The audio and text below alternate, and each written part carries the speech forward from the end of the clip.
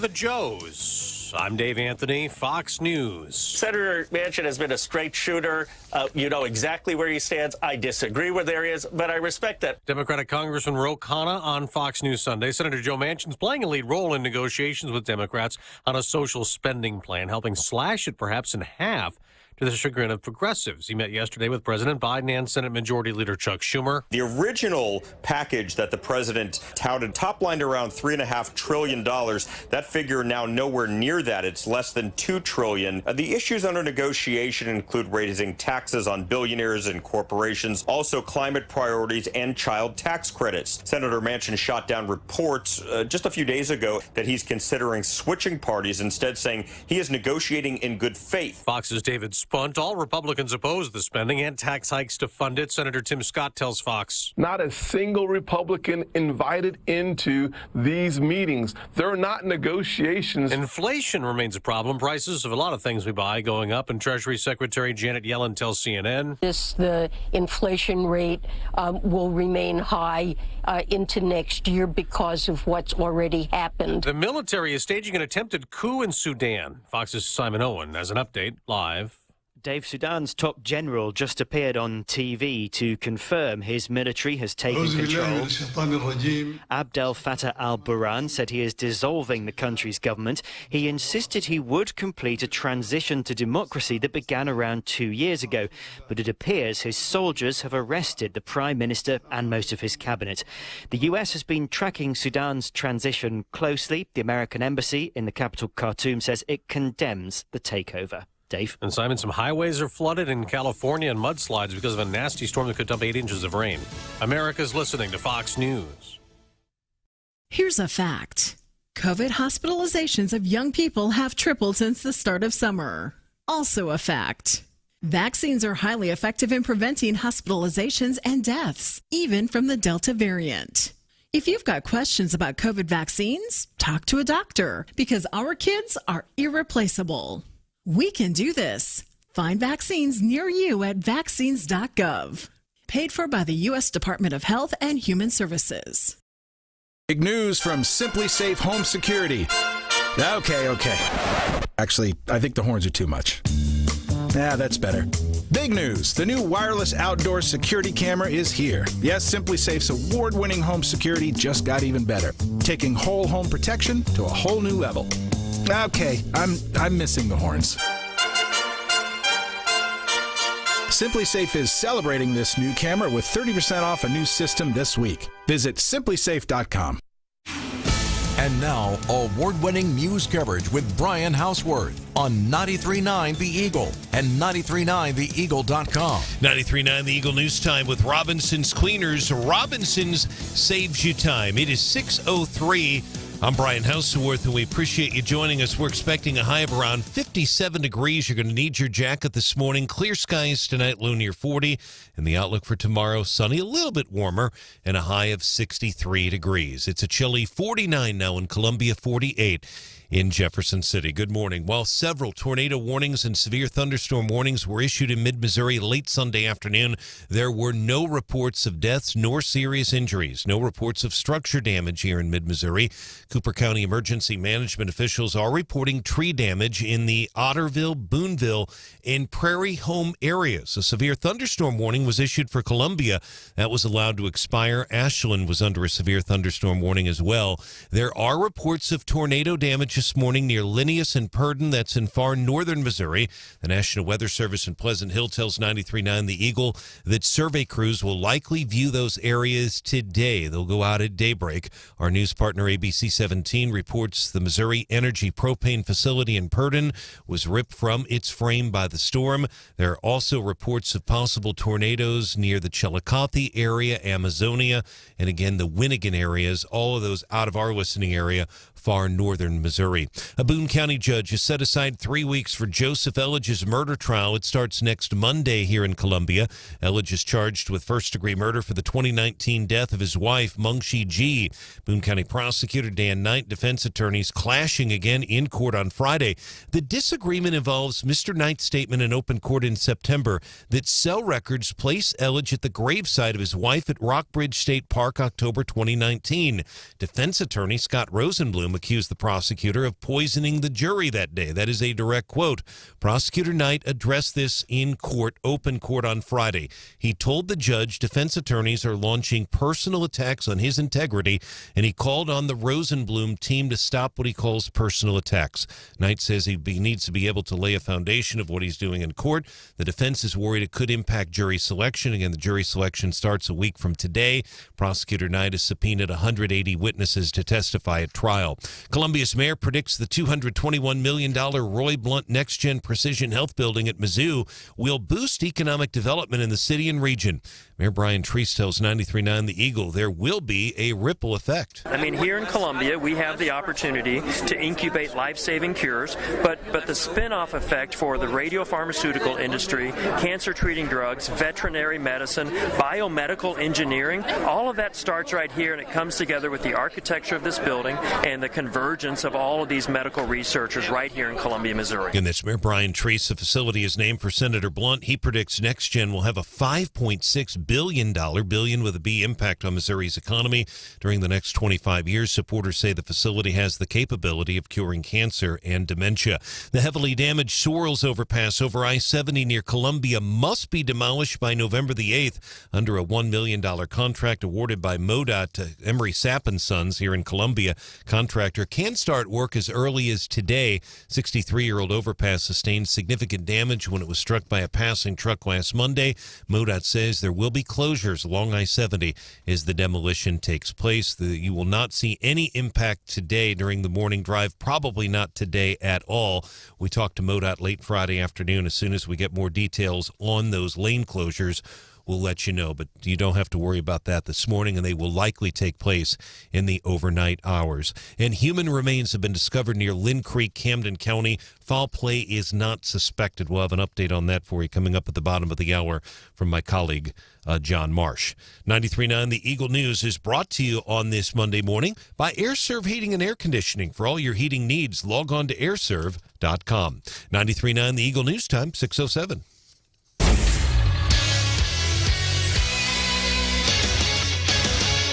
In sports, the St. Louis Cardinals have called a 10 o'clock press conference for this morning. They're going to announce their new manager.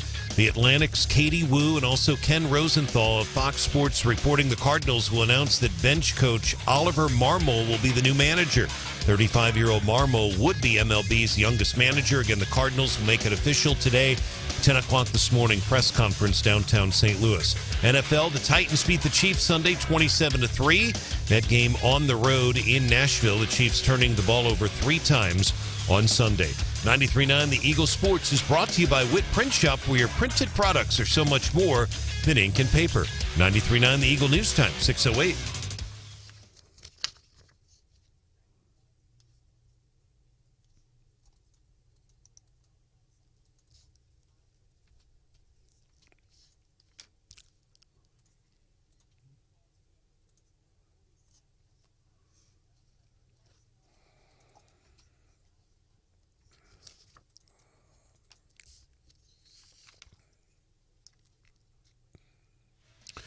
All right, Kevin, thanks. Our weather is brought to you by Dr. Kent Willett Dental Associates. Make an appointment now, 573-445-5300, WillettDentalAssociates.com. 49.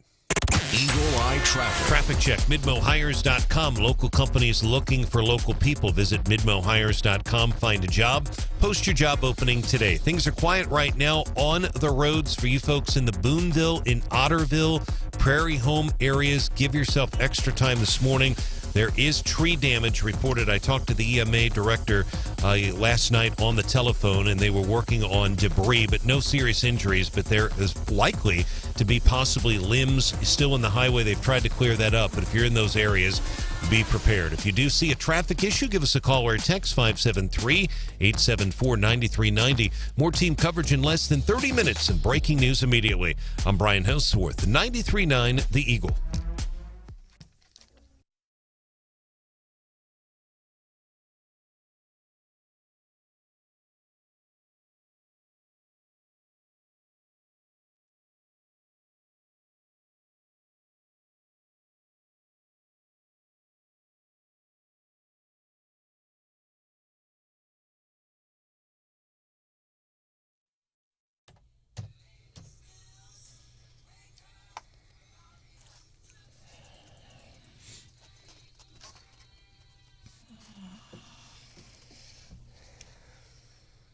What they see here is a chance to make America a little more socialist, or a lot more socialist. I believe that we need the infrastructure bill, and frankly, we needed it yesterday. Our community, my largest county, is still under a federal state of emergency as a result of the most recent hurricane. If they use budget gimmicks like they do in Washington, where they score something rather than 10 years for just 5 years or 3 years, that's just a trick, particularly if what we're talking about is a government dependency program, which this bill is chock full of government dependency programs. Well, the details matter. My view is that the president's word saying, I have the commitment of 50 senators, and those 50 senators are going to vote for this bill, and here is are the details, that's good enough. But look, different members have different issues about what is exactly good enough.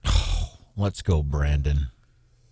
Stephanie's going to have more on this in the Daily DC Rundown at 6. I'm glad you're back, by the way. I'm glad to be back. These daily DC rundowns, day after day. And they keep calling it the infrastructure package. Can we call it the socialism package? Yeah, or the new Green New Deal package. I like that. The Green New Deal. I was kind of hoping while I was out there'd be some progress and then we could move on, but it doesn't seem that way. Gary Nolan, host the Gary Nolan Show weekdays at 9. He calls it the Build Back Better program. I think that's what Biden calls it. Build Back Better. Yeah. Gary Nolan, Build Back Better. We'll have more on that in the Daily DC Rundown coming up at 6:25. First, we want a bottom line weather this morning. It seems like mostly kind of in the northern reaches of the 93.9 The Eagle listening area. We got kind of some nasty stuff last night. We certainly did, Brandon and Stephanie. And Stephanie, good to have you back as well. Yes, two things about that, Brandon. Number one, Cooper County had the most, if you want to call it, damage. It was primarily tree damage. Otterville, Boonville, and also Prairie Home. Bunston was under a tornado warning. Pettis was under a tornado warning.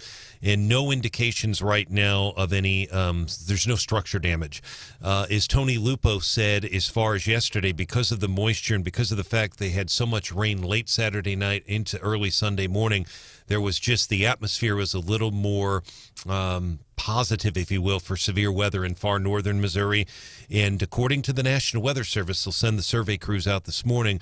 But I talked to them in Pleasant Hill last night, and what they said is that they had visual confirmation from their spotters of tornadoes, specifically Purdon and probably Linnaeus, maybe Winnigan as well. But just looking, and I've actually had some listeners send some pics, that definitely look like rotation.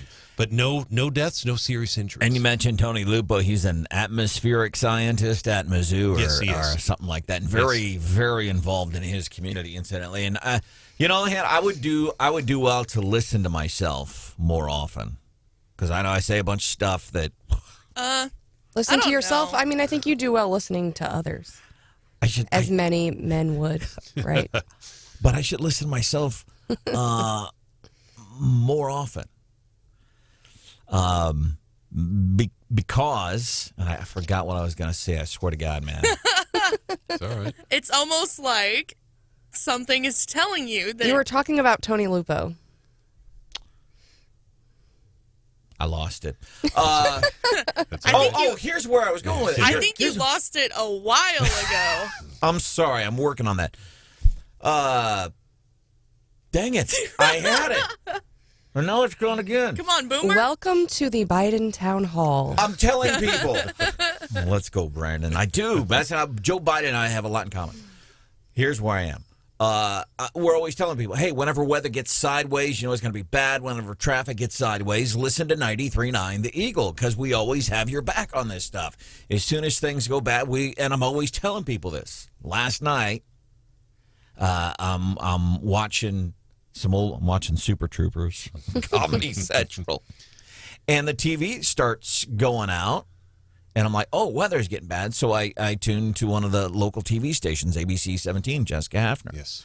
And the TV goes out, and it's not Jessica's fault. I'm not blaming the meteorologist at ABC 17. Sure. TV goes out. It's the dish, whoever it is that I have, goes out, and I'm like, here they're talking about these storms just west of Boone County, just west of Columbia, and I'm like, and the TV's out, and I'm like, what do I do? And I'm like, oh my gosh, maybe I should just go into the station. And I'm like, or maybe I could just tune into 93.9 The Eagle, like I'm always saying. And that's what I was trying to say, Hannah. That's why I say I should listen to myself more often. Took you long enough. So what'd you hear? So when you tuned in, what'd you hear? Brian was great weather coverage, keeping tabs on what was going on. And most importantly, what I wanted to know was, okay, we know where it is right now, but when's it going to affect me? Yeah. Because I'm all about me. Well, and we tried to, what I told Jeremy yesterday, Jeremy Washington, our boss, I called the weather service because it looked really bad on the radar early in the morning. And with my football duties on Saturday, I knew that the University of Houston had a 5-hour lightning delay, and that was directly heading. That was the system that was coming up this way. It could have been much worse, but I called the weather service yesterday at noon. I talked to him again at 2:30. And I'm glad it wasn't as bad as it could have been. It could have been much worse. And we were lucky we didn't have fatalities because there were supercells and everything else. But, yes, we tried to do that where I was trying to time it as best we could. Tony Lupo was helpful. The other thing, Brandon, that was very good is we had these major traffic tie-ups on I-70, a pile up and then a number of calls, and things were really tight. And I was worried about that because the storm was heading straight for that area, but it kind of went past where those folks were stuck on the interstate up towards northeast Missouri. But that was problematic. And I want to highlight something that a lot of people in this area do not know, and I think it's worth mentioning. But I thought it was great. So here I'm always, hey, tune to 93.9 The Eagle whenever the weather goes bad. And last night my TV goes out, and I'm like, what do I do? Oh, live local radio. It's almost, it's funny. I'm 50 now, and it takes me back to a time when I was like an 8-year-old kid listening to my local radio station in Perryville, Missouri to see if there was enough snow to close school today. Remember when you were a kid? I do. I mean, that was like the highlight of local radio. You get some snow, and it was like this crapshoot because you'd have to sit around with your mom, and then you try to, deke her out once in a while and make her think, oh, yeah, Mom, they just said Scruggs Elementary. No school today, Mom. That's right. Well, I didn't hear it. They said it. Love sitting around the radio waiting for school closing. That's exactly right. I grew up listening to KMOX and Bob Hardy and Bill Wilkerson. That Operation Snow Watch is what they called it. And he would announce Russell School and Florissant. And I later worked with BW, but Bill Wilkerson, he's passed away now. But no, I think we try to serve and it's a duty, and we were trying to help people as best we could. But boy, it could have been much worse. And how does it work nowadays? Is it like you just get like how you with your kids in school? Do you all gather around the radio, or it's handled way differently nowadays? Yeah, you get a text usually, and like an automated phone call, which is actually kind of creepy. But the phone call comes in and you're like, oh, I already know. You don't even have to listen. It's like the automated one. You're like, oh, I already know. Now what am I going to do with my kids tomorrow? 874-9390, 874-9390. Stuart texted in saying, Stephanie, I'm glad that you are back. And he put an exclamation point. Oh, sweet. That's awesome. Chris, welcome into the show. What's on your mind today? Yeah, I don't think I'll get in trouble for this, but I'm a school teacher, and at least in our school districts, the snow days are almost coming to an end. They are allotting us 3 days for snow days, but on the fourth snow day, we go virtual, and the kids are counted in school. Teachers have to go to school, of course, to teach virtually from the school building, because most of the time when roads are bad, it's not the main roads, it's all those little tiny country roads for the school buses. But yeah, those fun times for both teachers and students might be coming to an end. Chris, how old are you? I'm old. Old? So you remember 49. You remember a good old-fashioned surprise day off. I remember days when we got out early because of heat. Oh, yeah. Chris, thanks for the phone call. We appreciate you being a part of Wake Up Columbia this morning on 93.9 The Eagle. There is Stephanie Bell. Good morning. Brian Houseworth is here. Good morning. That's Hannah, the producer. Good morning. My name is Brendan Rather. While we kind of stick on the theme of schools a little bit, we have, I think we've done a pretty decent job of staying on top of what's happening in some of our local schools, I think, because of Zoom. More and more parents over the past year, almost 2 years, started noticing what's happening in their schools. And I think it's because schools, they shut down, went to Zoom. Parents started kind of looking over the kids' shoulders once in a while during Zoom and started taking a more active interest in what's happening with their kids at school. That's just me. That's what I think. We know that State Senator Caleb Rowden talked about this back, I think, in April of this year. Education, what's happening in schools. That's how conservatives will start winning. He mentioned it again at the Chili Supper Thursday night, put on by the Boone County Republicans in Columbia Packing Rooms. I was there. He brought up education again. So we're seeing it happening locally. As a matter of fact, we have a local guy. He's a parent of a child in the Southern Boone School District, and he's just upset with a lot of different things. And I think in what I do know about his story so far is a lot of it's COVID stuff, but it's communication or the lack thereof is kind of what strikes me. Communication and I think transparency. And I think, that I think is really important no matter what kind of, public decision making is happening. I think we know that he was involved in the mask debate, but there are still some policies in place that, parents are asking questions and wanting answers. What we heard from the woman in Columbia who showed up, she said, just answer my emails, right? And so I think that's where parents are frustrated. And I would say, transparency more than communication. And it sounds like it's a common theme that we're seeing with local school districts. I think lack of communication. Like Stephanie said, that woman goes to a board meeting and says, hey, communicate to me, transparency. And a parent of a student in Southern Boone School District says, same thing, man, transparency. What's going on? He joins us 6:35 here on 93.9 The Eagle. Daily DC Rundown coming up 6:25. What do you have for us? Well, Biden is doing worse than Trump on something. Surprise, surprise. But anyway, for this, Biden has 36%. Trump had 38%. What is that? What's the category that Trump is leading in? That's coming up in the Daily DC Rundown with Stephanie Bell at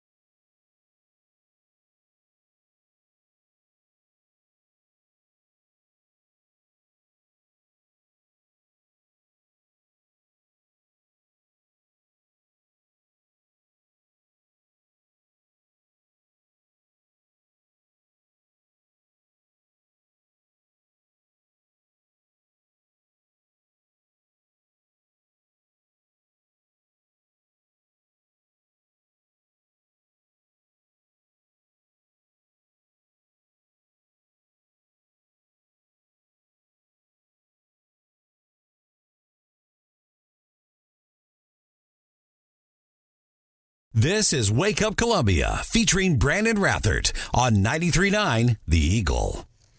I like Joe Manchin, but I'm not driven by the Joe Manchin standard of whether something's a good deal or not.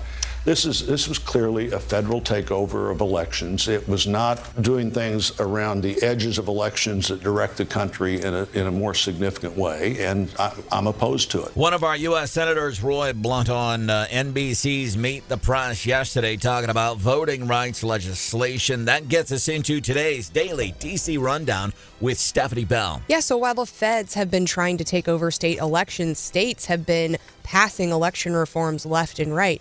And so, and been very successful in Republican states doing some election integrity measures, watching what happened in the last election cycle and saying, hey, we need people to be able to trust the elections. Here are some things that we can do to make that better, which makes it even crazier. Okay, so in Republican states, these things have been kind of sailing through. In some states where they have a Democrat governor, they're going to the ballot. So they're using initiatives, doing that. So we're seeing those things pop up.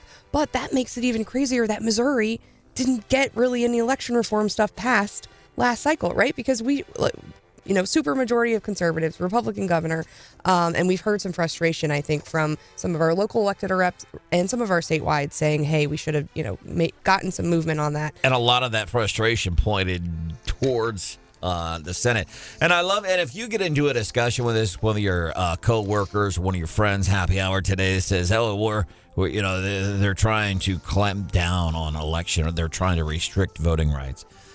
That's the exact opposite of what they're doing. They're trying to make sure that elections are secure. That's all they're trying to do. Yeah, and when someone cheats, if we, so we want it to be easier to vote, but we want it to be harder to cheat. If someone cheats, they're basically disenfranchising you. They're diluting your vote and my vote when they vote twice or whatever happens. And my feelings are more important than their feelings. Well, and so Senator Blunt mentioned Joe Manchin. Joe Manchin was chilling at Joe Biden's house recently. Joe Biden is trying to convince him to get on board. Joe Biden needs him for the massive, what are we calling it? Green New Deal, socialism package. Yes. And so there does appear to be some movement on that. And I think Nancy Pelosi has said she wants it by this week, but that doesn't look likely. Also interesting. So Bush and Obama had some issues with appointees, but basically about 50% of their appointees were getting through. Trump 38%, Biden 36%. Interesting numbers in the daily DC Rundown this morning on 93.9 The Eagle. How bad is inflation going to get? Fox News has this story coming up at 6:30. Brian Houseworth is here. The weather last night, what kind of damage did it cause in mid-Missouri? He'll have that for you. And then a parent of a student, Boone Southern School District. What is it that's got him unhappy? He's here at 6:35 to share his displeasure with the schools in Ashland. I have your ABC 17 storm track forecast. Some clouds this morning. We should see the sun later today. Our high only 57.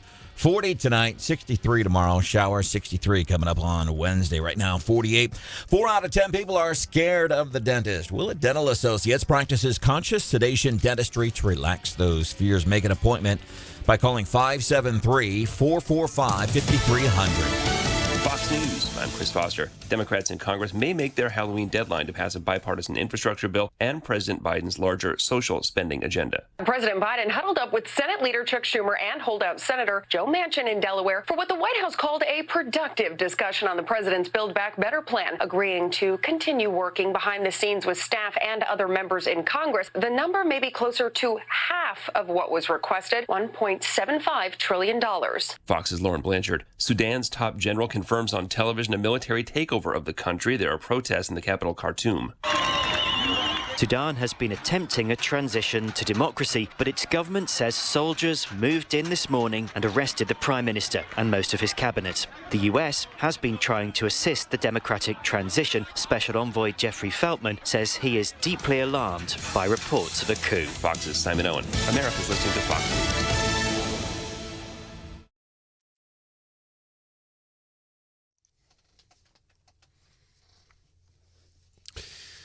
93.9 The Eagle News Time with Robinson's Cleaners. Robinson saves you time. It is 6:31, 49 right now in Columbia. You're going to need your jacket this morning.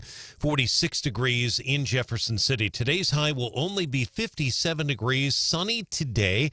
Mostly clear tonight, low near 40. A little bit warmer tomorrow, but not much. Sunny with a high of 63. Good morning. There are no reports of deaths nor serious injuries in mid-Missouri, despite several tornado warnings and severe thunderstorm warnings late Sunday afternoon. Tornado warnings were issued in both Pettis and Cooper counties. In Cooper County, the EMA office tells 93.9 The Eagle that tree damage is reported near Boonville and Prairie Home, as well as in the Otterville area. There's no structure damage reported in Cooper County. Tornado damage is reported in far northern Missouri, in the Linneus and also the Purdon areas. That's Lynn County. A $1 million emergency contract has been awarded to Emery Sapp & Sons to demolish and replace the heavily damaged Sorrells overpass over I-70 just west of Columbia. The overpass that was built in 1958 was struck by a passing truck last Monday. Significant damage caused. MoDOT says the contractor can begin work as early as today. Emery Sapp & Sons has until November the 8th to demolish the bridge under the contract. MoDOT says overnight lane closures will take place along I-70 as the demolition happens. The dates of those lane closures have not been set as of yet. The chairman of the UM Board of Curators describes the Roy Blunt Next Gen Precision Health Building in Columbia is the most ambitious research initiative in university history. Board Chairman Daryl Chapman attending the facility's recent grand opening, along with Columbia's Mayor Brian Treese. Look, in addition to the life-saving cures, this $240 million precision healthcare facility not only is going to be great news for healthcare, it's good for economic development. Supporters say NextGen will be a regional hub for life-saving research. It is named for Missouri Senior Senator Roy Blunt. 200 potential jurors will be called for a high-profile Columbia murder trial at the Boone County Courthouse that begins next week. Jury selection will begin next Monday morning, 1 week from today, for the Joseph Ellage trial. He's charged with first-degree murder for the October 2019 death of his wife, Mungshi Ji. Boone County Circuit Judge Brooke Jacobs announcing in court Friday 100 potential jurors will be called next Monday. Another 100 will be brought in the following day on Tuesday. Judge Jacobs has set aside 3 weeks for the murder trial. He'd like to finish it in 2. The judge says he will ask potential jurors about what they have seen and heard from news media coverage. The University of Missouri says a suspended fraternity in Columbia has been found responsible for multiple violations of the university conduct standard. Mizzou wants to withdraw recognition of this chapter. Phi Gamma Delta is a recognized student organization. In human remains discovered near Lynn Creek, Camden County. 2 men out searching for arrowheads turned up what might be human remains in Camden County. Investigators say the men were in the Lynn Creek area Friday afternoon when they found the human remains. Law enforcement not saying much, but they say they do not think foul play was involved. John Marsh, the Eagle, 93.9. John, thank you. And our news is brought to you on this Monday morning by Mid-America Mortgage. Check out midamerica.mortgage.us and apply now for a loan on your dream home. 93.9 The Eagle News Time, 6:35.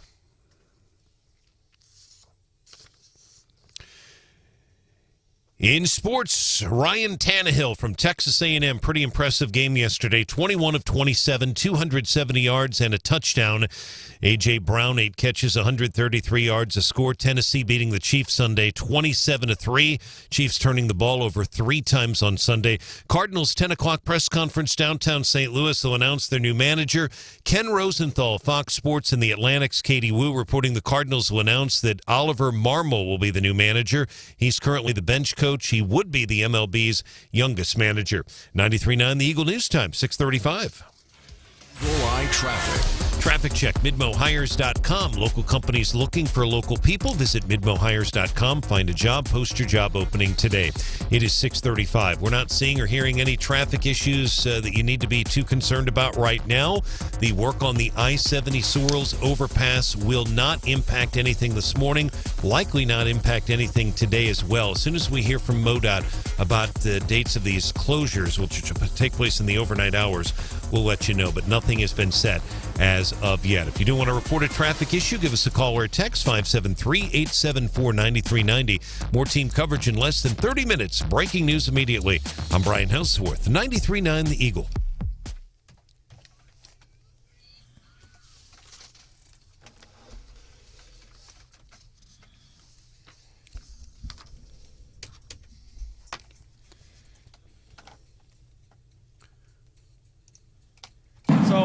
just going out of our comfort zone to stand up and say no more masks.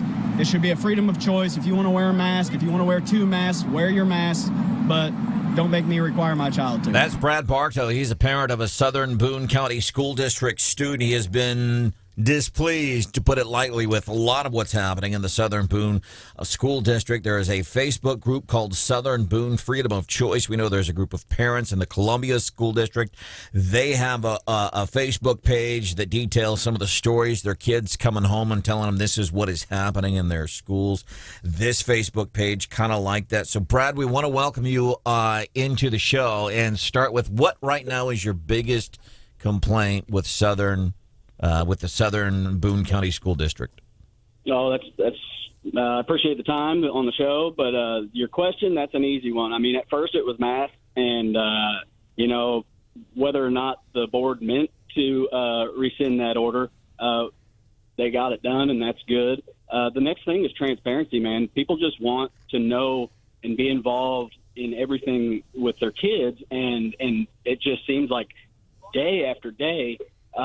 That isn't happening. We see more examples every day that that's not happening, and the policy's on our side. I mean, when people put their nose in the book, in the handbooks, in the board policy, I mean, it's not even a fight. It's not even a contest. I mean, the policy's on our side, and we just need to get back to the policy.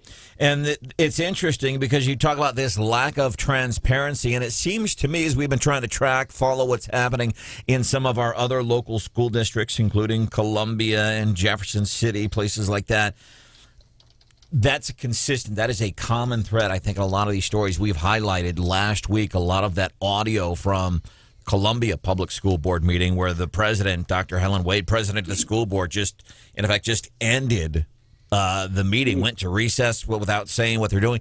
And she ended the meeting. She said the woman was using derogatory terms.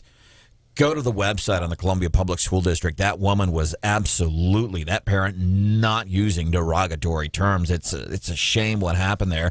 But the only reason she was passionate in the first place is because she's not there's no communication. She's saying, hey, I'm emailing you guys, and I'm not getting anything. This is an ongoing thing. Does it kind of sound like that masks what's happening with you guys?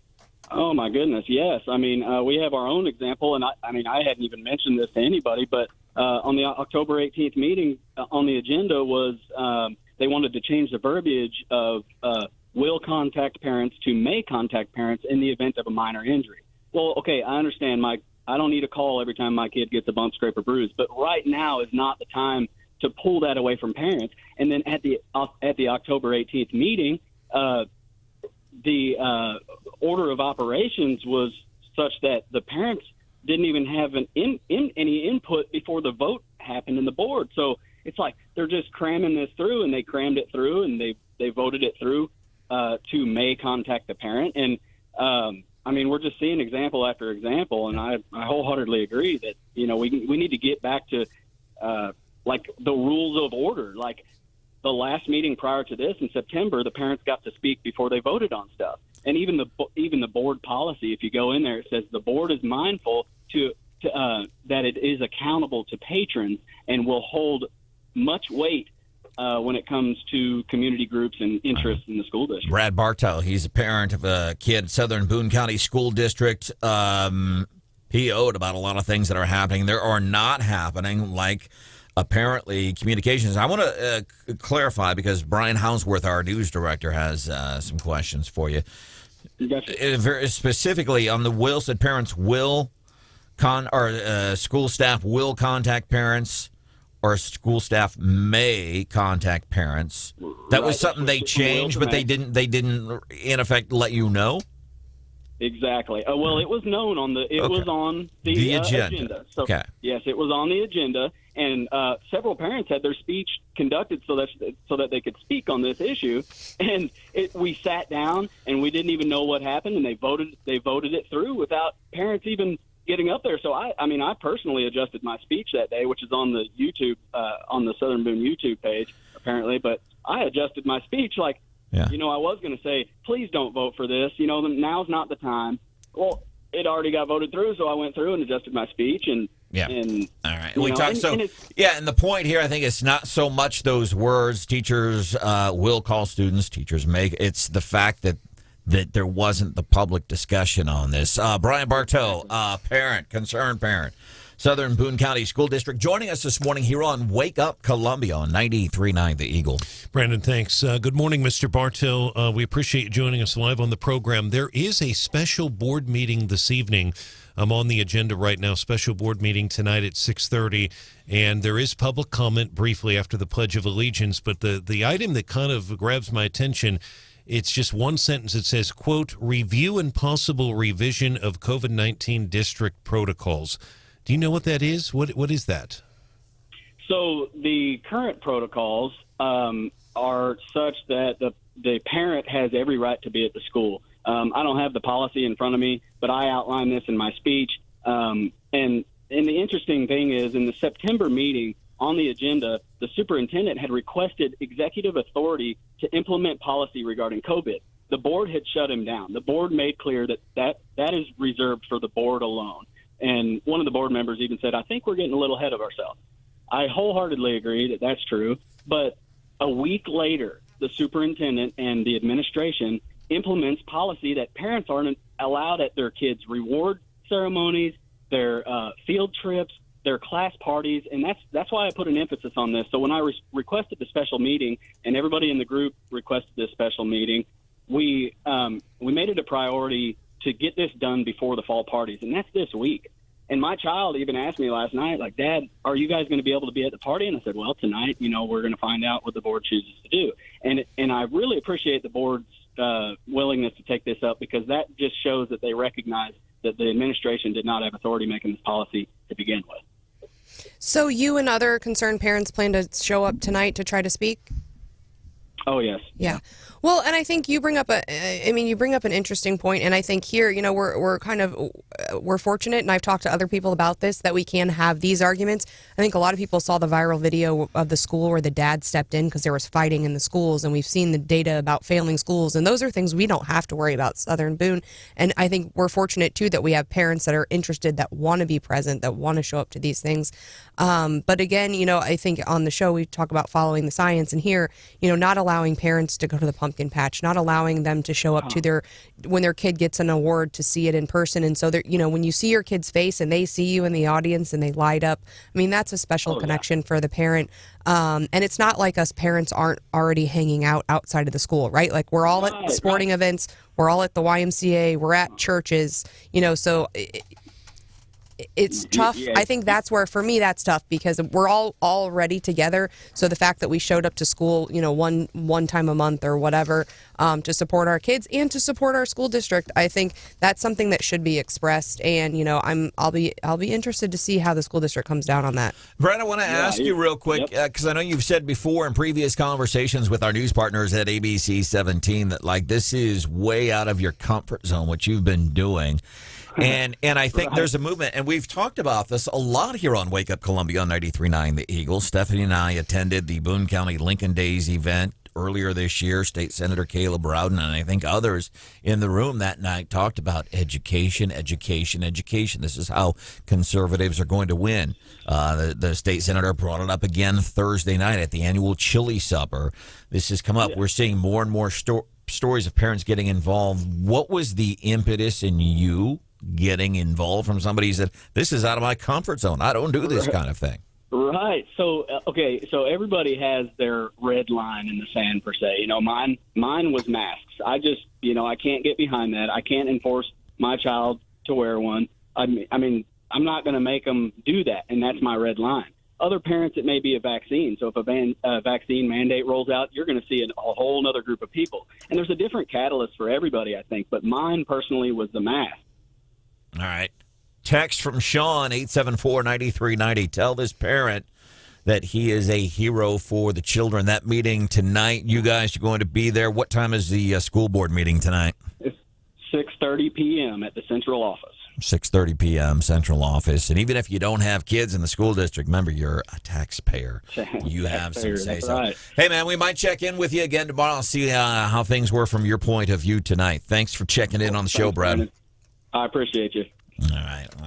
man, I just admire that. People getting involved. You know, that's one of the other things we like to talk a lot about here is getting involved. Do something, do something, do something. While you were gone, Yes. I went and worked at the parks one day. Oh, good for you. I'm still sore. What'd you do? What'd you do? I had to pull invasive huckleberry. Okay. Right. Honeysuckle. Honeysuckle. I Oh, keep saying dang. huckleberry. Honeysuckle, honeysuckle, honeysuckle. But I remember at one point when I'm up there and I'm pulling, it was warm that day. And I was glad to be doing it because it's a trail I use and it's my big white woman syndrome problem for the day. Okay. But I'm up there doing it and I'm sweating and I'm pretty sure I'm getting poisoned because I'm in the muck, man. Now I'm pulling all this stuff and I'm wiping sweat off my brow and there's dirt everywhere. And I said, maybe next time when I'm really unhappy with something, maybe I'll just keep my mouth shut and not do anything. Stephanie Bell is back. Good morning. There is Hannah, the producer. Good morning. Brian Houseworthy is here. My name is Brendan Rathert. CDC's Rochelle Walensky was asked over the weekend, hey, remember back in August when we started having college football again and pro football, and NFL, and Patrick Mahomes and the Chiefs, everybody was coming back, and everybody in D.C., oh, my God, don't go to games. It's so irresponsible. We're all going to die. Remember that? She was asked about that over the weekend, and her response, I think, says it all.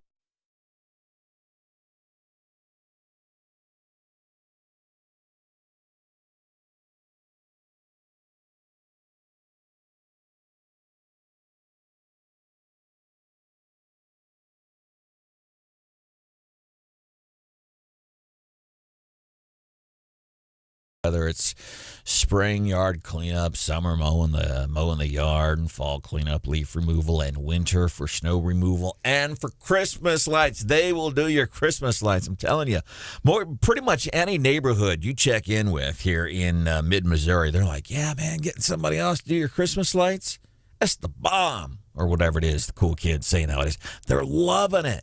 And they know, there's the tradition. We go and put it up. But I'm telling you, this is way easier when you call Salter Lawn Service and have them do your lights. Because not only do they put them up, and they make them look good. I mean, those lights on your house, they're crisp. Look like somebody ironed them before they put them up on your house. They do a good job. It's affordable, and it's so much easier because then, after the holidays are over, they will come and they will take them down, and they will even store them for you. Learn more at Salter Lawn Service. Salter, one call does it all.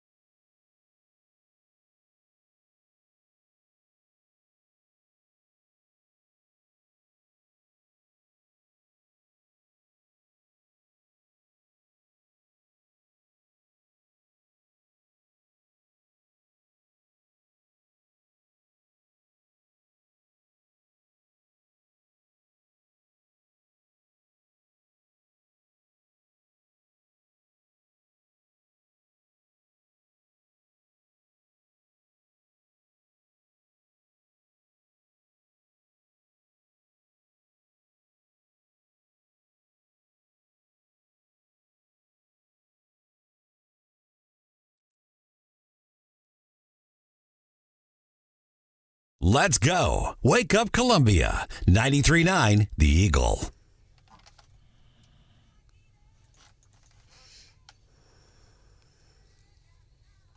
You ask me if I have a God complex? Let me tell you something.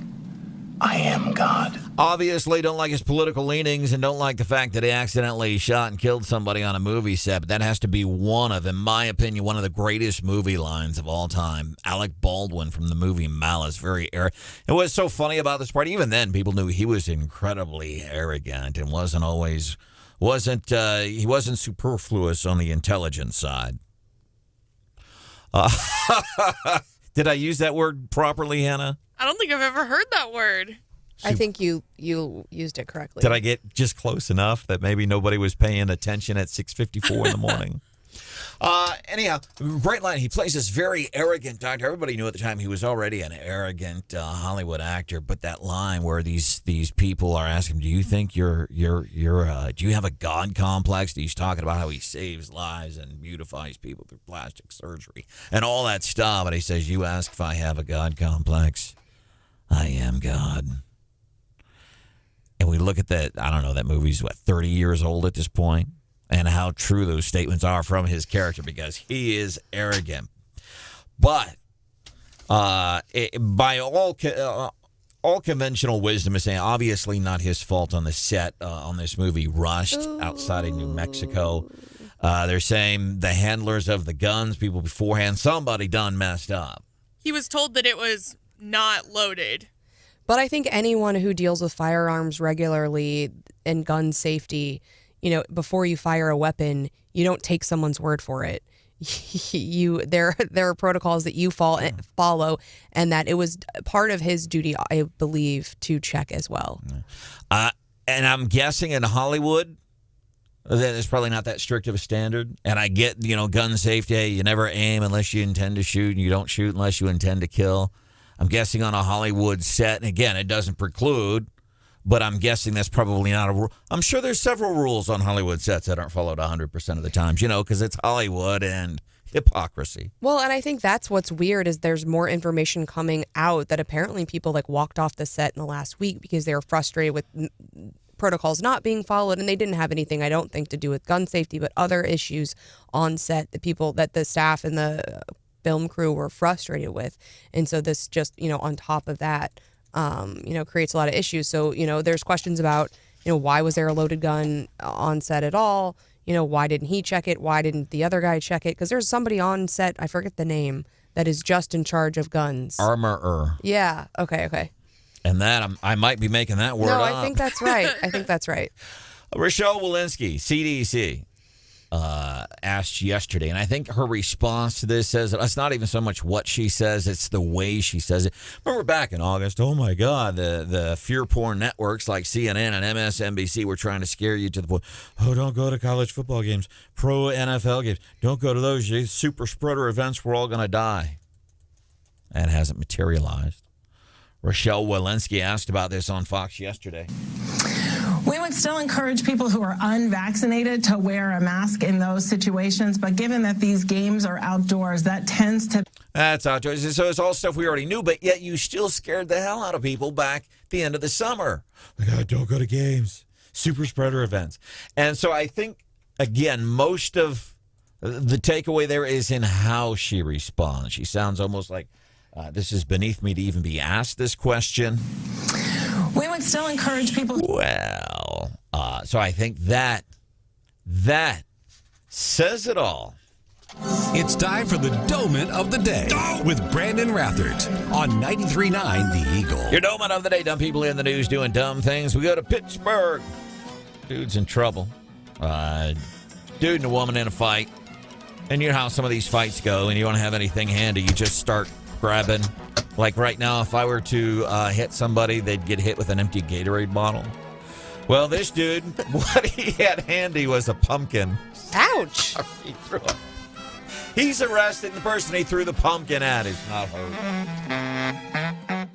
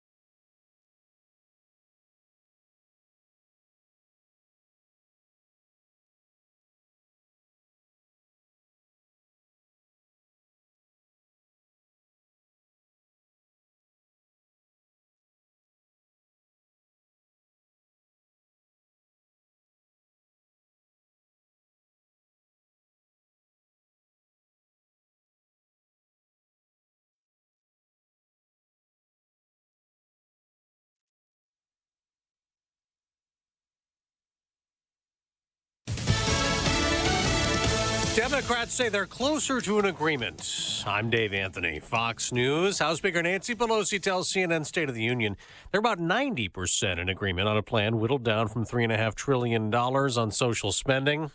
It is less than we had was projected to begin with, but it's still bigger than anything we have ever done. The talks continued over the weekend with a key moderate. President Biden hosted Senator Joe Manchin at his house in Delaware. Chuck Schumer also attended the Wilmington powwow, which goes to show the urgency of getting something done sooner than Speaker Pelosi's artificial Halloween deadline, because several days before Halloween, the president is going to leave the country for the G20 in Italy. Fox's Peter Ducey. Republicans oppose all the spending and tax hikes on wealthier Americans. The good-funded Congressman Buddy Carter tells Fox. $2.1 trillion increase, and it's going to impact the middle class and the lower class just as much.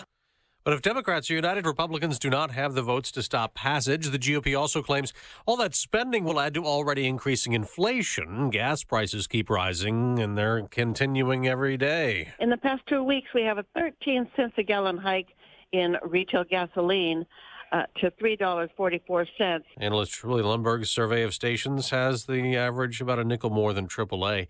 It was like a whip and a pop. That's what Joel Souza said about the shooting on the set of Rust last week in New Mexico. He's the movie's director who was also wounded, and he said he did hear the assistant director hand the prop gun to actor Alec Baldwin, telling him it was a cold gun, meaning it was safe, but it wasn't. Baldwin accidentally shot and killed the cinematographer. There's some nasty weather out in the Northwest and in California. Some hazardous driving conditions, especially in the mountains where we could see some blizzard conditions, and then heavy rainfall along the coast. That's Fox meteorologist Janice Dean. 2 people in Washington state were killed when a tree fell on their car. America's listening to Fox News. Here's a fact. COVID hospitalizations of young people have tripled since the start of summer. Also a fact, vaccines are highly effective in preventing hospitalizations and deaths, even from the Delta variant. If you've got questions about COVID vaccines, talk to a doctor, because our kids are irreplaceable. We can do this. Find vaccines near you at vaccines.gov. Paid for by the U.S. Department of Health and Human Services. Big news from Simply Safe Home Security. Okay. Actually, I think the horns are too much. That's better. Big news. The new wireless outdoor security camera is here. Yes, Simply Safe's award-winning home security just got even better, taking whole home protection to a whole new level. Okay, I'm missing the horns. Simply Safe is celebrating this new camera by offering free shipping for a limited time. Visit simplysafe.com today.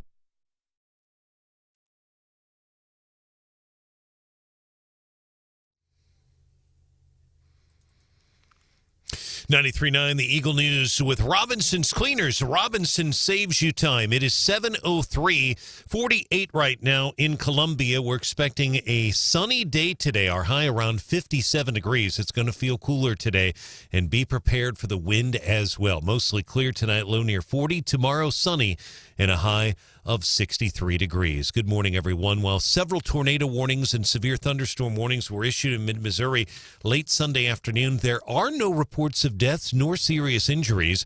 Cooper County emergency management officials are reporting tree damage in Boonville, Otterville, and Prairie Home in the Highway 87 area, specifically for Boonville and Prairie Home. Otterville with some tree damage as well. There was a severe thunderstorm warning issued for Columbia and Ashland. That was allowed to expire. There are reports of tornado damage this morning near Linneus and Purdon in far northern Missouri.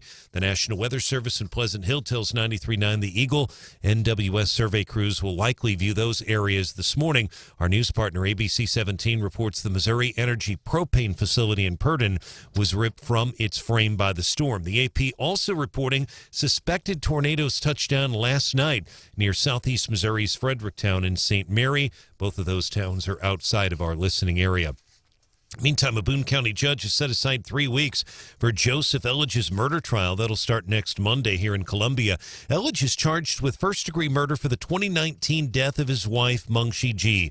Boone County prosecutor Dan Knight, defense attorneys clashing again in court on Friday.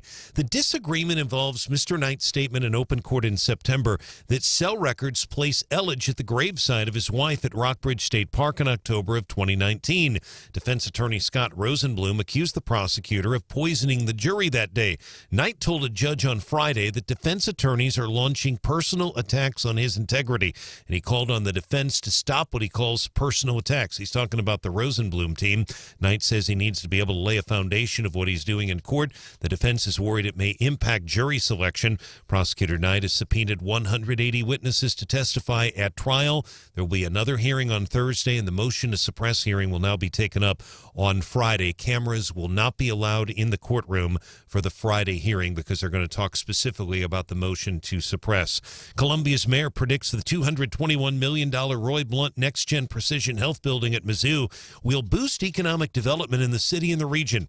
Mayor Brian Treese tells 93.9 The Eagle there will be a ripple effect. I mean, here in Columbia, we have the opportunity to incubate life-saving cures, but the spin-off effect for the radiopharmaceutical industry, cancer-treating drugs, veterinary medicine, biomedical engineering, all of that starts right here, and it comes together with the architecture of this building and the convergence of all of these medical researchers right here in Columbia, Missouri. That's Columbia's Mayor Brian Treese. Supporters say the facility has the capability of curing cancer as well as dementia. Heavily damaged Sorrells overpass over I-70 near Columbia must be demolished by November the 8th under a $1 million contract awarded by MoDOT. The agency says Columbia-based Emery Sapp & Sons can begin work as early as today. The 63-year-old overpass sustained significant damage. It was struck by a passing truck last Monday. MoDOT says there will be some closures along I-70 as demolition takes place. And the Missouri Attorney General's office says his campaign paid for last week's trip to the Mexican border near El Paso to announce a lawsuit to try to force construction of the border wall. Attorney General Schmidt's office tells the Post-Dispatch taxpayers only paid for $820 for his spokesman, Chris Newley, to make the trip. The spokesman defends the trip. He says Mr. Schmidt was filing a lawsuit on behalf of Missouri. Mr. Schmidt is running for the U.S. Senate. 93.9 The Eagle News is brought to you on this Monday morning by the Candy Factory. They make fresh their secret caramel sauce for their caramel apples. You can pick them up today, the Candy Factory in downtown Columbia. Anniversary, birthday, and any day, thecandyfactory.biz. 93.9 The Eagle News Time, 7:07.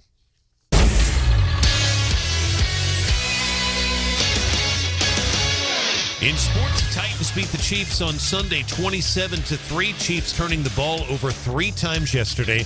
Cardinals have called a 10 o'clock press conference this morning. Downtown St. Louis will announce their new manager, Ken Rosenthal, at Fox Sports. First to report that the Cardinals will announce that bench coach Oliver Marmol will be the new manager. Katie Wu of The Atlantic also reporting that on Sunday. The 35-year-old Marmol would be the youngest manager in Major League Baseball. 93.9 The Eagle Sports is brought to you this hour by Dr. Kent Willett. Make an appointment now. WillettDentalAssociates.com. 93.9 The Eagle News Time, 7:08.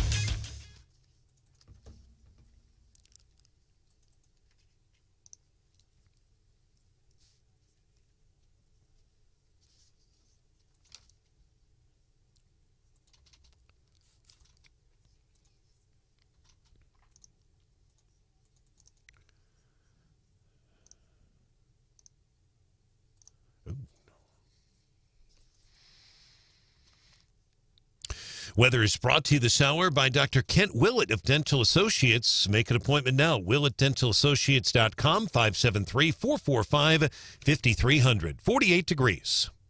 Eagle Eye Traffic. Traffic check, MidmoHires.com. Local companies looking for local people. Visit MidmoHires.com. Find a job. Post your job opening today. Not seeing anything on the to be overly concerned about this morning. Just a reminder that for those of you who are in the Boonville, Otterville, Prairie Home areas, be prepared. Possibility of some limbs on the road. The workers were trying to get all that cleared off last night, and they worked throughout the night to do so. But if you are in that area, certainly slow down because we did have significant tree damage in a few of those communities. If you do want to report a traffic issue, give us a call or a text, 573-874-9390. More team coverage in less than 30 minutes and breaking news immediately. I'm Brian Houseworth, 93.9 The Eagle.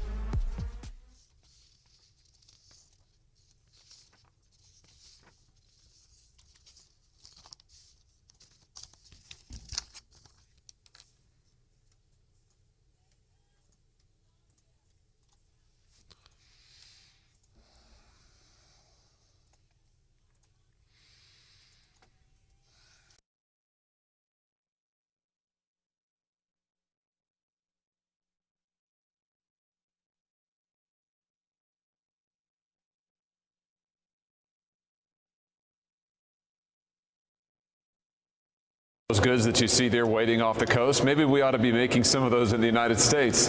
So what my bill says is that it would direct the Department of Commerce to identify what are the... So that's Josh Hawley, junior senator from Missouri, U.S. senator, on Fox earlier, I guess actually late last week, talking about supply chain issues. I think it's interesting because what he said there at the beginning, we have a whole bunch sitting off here at the coast. We have a whole... you could say the same about Biden nominees. We got a whole bunch of Biden nominees sitting out there, but we just can't. Joe Biden can't bring them to shore. He can't get them in. He can't finish the deal. He can't. And what's interesting, so under President George W. Bush and Barack Obama, both saw about 2/3 of their nominees confirmed by mid-October, which is where we are now. You look at Trump and you think, yeah, he probably had more difficulty based on everything we know getting some folks confirmed, and he did. So he was at 38% success rate by about mid-October. What's interesting, I think, is Biden is having even less success with his nominees. He's at 36% currently, and Jen Psaki said she's feeling frustrated by this, and Democrats are kind of pointing to Biden and say, and blaming the Republicans for holding up some of these nominations or for not consenting, and basically saying, hey, this is causing us some gaps in leadership, and that's really the result of our problems. But it was Hawley is saying he won't consent to the nomination of any Defense or State Department nominees until the secretaries of those departments resign because of the Afghanistan withdrawal. And so they're complaining, but they're really, sleeping in the bed that they made, right? And so they've had some huge screw ups, and people are saying, hey, before we get anybody new in here, we have to hold you all accountable. And I don't think Republicans should take the blame from that. Also, Ted Cruz is saying that he doesn't want any state or treasury nominees. He's not going to consent to those, and that has to do with that pipeline from Russia to Germany. He wants the Biden administration to implement some sanctions to stop that. And so, when you've got such you've got a 50-50 Senate, you have to use the tools available to you to hold people accountable and also put pressure on the Biden administration. And I think Republicans are doing what they can. And the story that Biden can't get anybody nominated, confirmed, he also can't get anybody. He can't get any bills across the line. So it's kind of, the same kind of thing going on. But the holds on the nominations won't necessarily keep those people from being confirmed. It's more of a procedural thing. It just kind of lengthens the process by which, they will have to go through. Gives us more days to talk about something when there's not much else happening in this nation right now. And locally, kind of the big thing, some weather last night. This was interesting because I got my TV goes out like when it rains, and I'm not exaggerating. Like it's just out, and I'm freaking out because I saw Jessica Hafner on our news partners, ABC 17. Like, we got this weather. It's just west of us, and I know it's coming for us. And volume's turned up, and I'm watching, and I'm on the edge of my couch because I think I can see better. Are you squinting? Yeah, I'm squinting. I'm on the edge of my couch, and I got the volume turned up, and my TV goes out, and I'm freaking out. I'm like, oh, my God, what do I do? It's coming right for you. That's what I would have thought. Tuned into 93.9 The Eagle, and there was Brian Houseworth and company. That's why we say we've got you back when things go bad. I had not considered that, but how important live local radio is. I mean, we think about the days we all sat around the radio, right, waiting for the radio guy to announce school closings. Hannah, you didn't do that in your generation, did you? Nope. What about, it was Twitter and text messages? No, they would do like a school reach phone call, like an automated message, or like on the TV, the Chiron at the bottom the night before if you were lucky.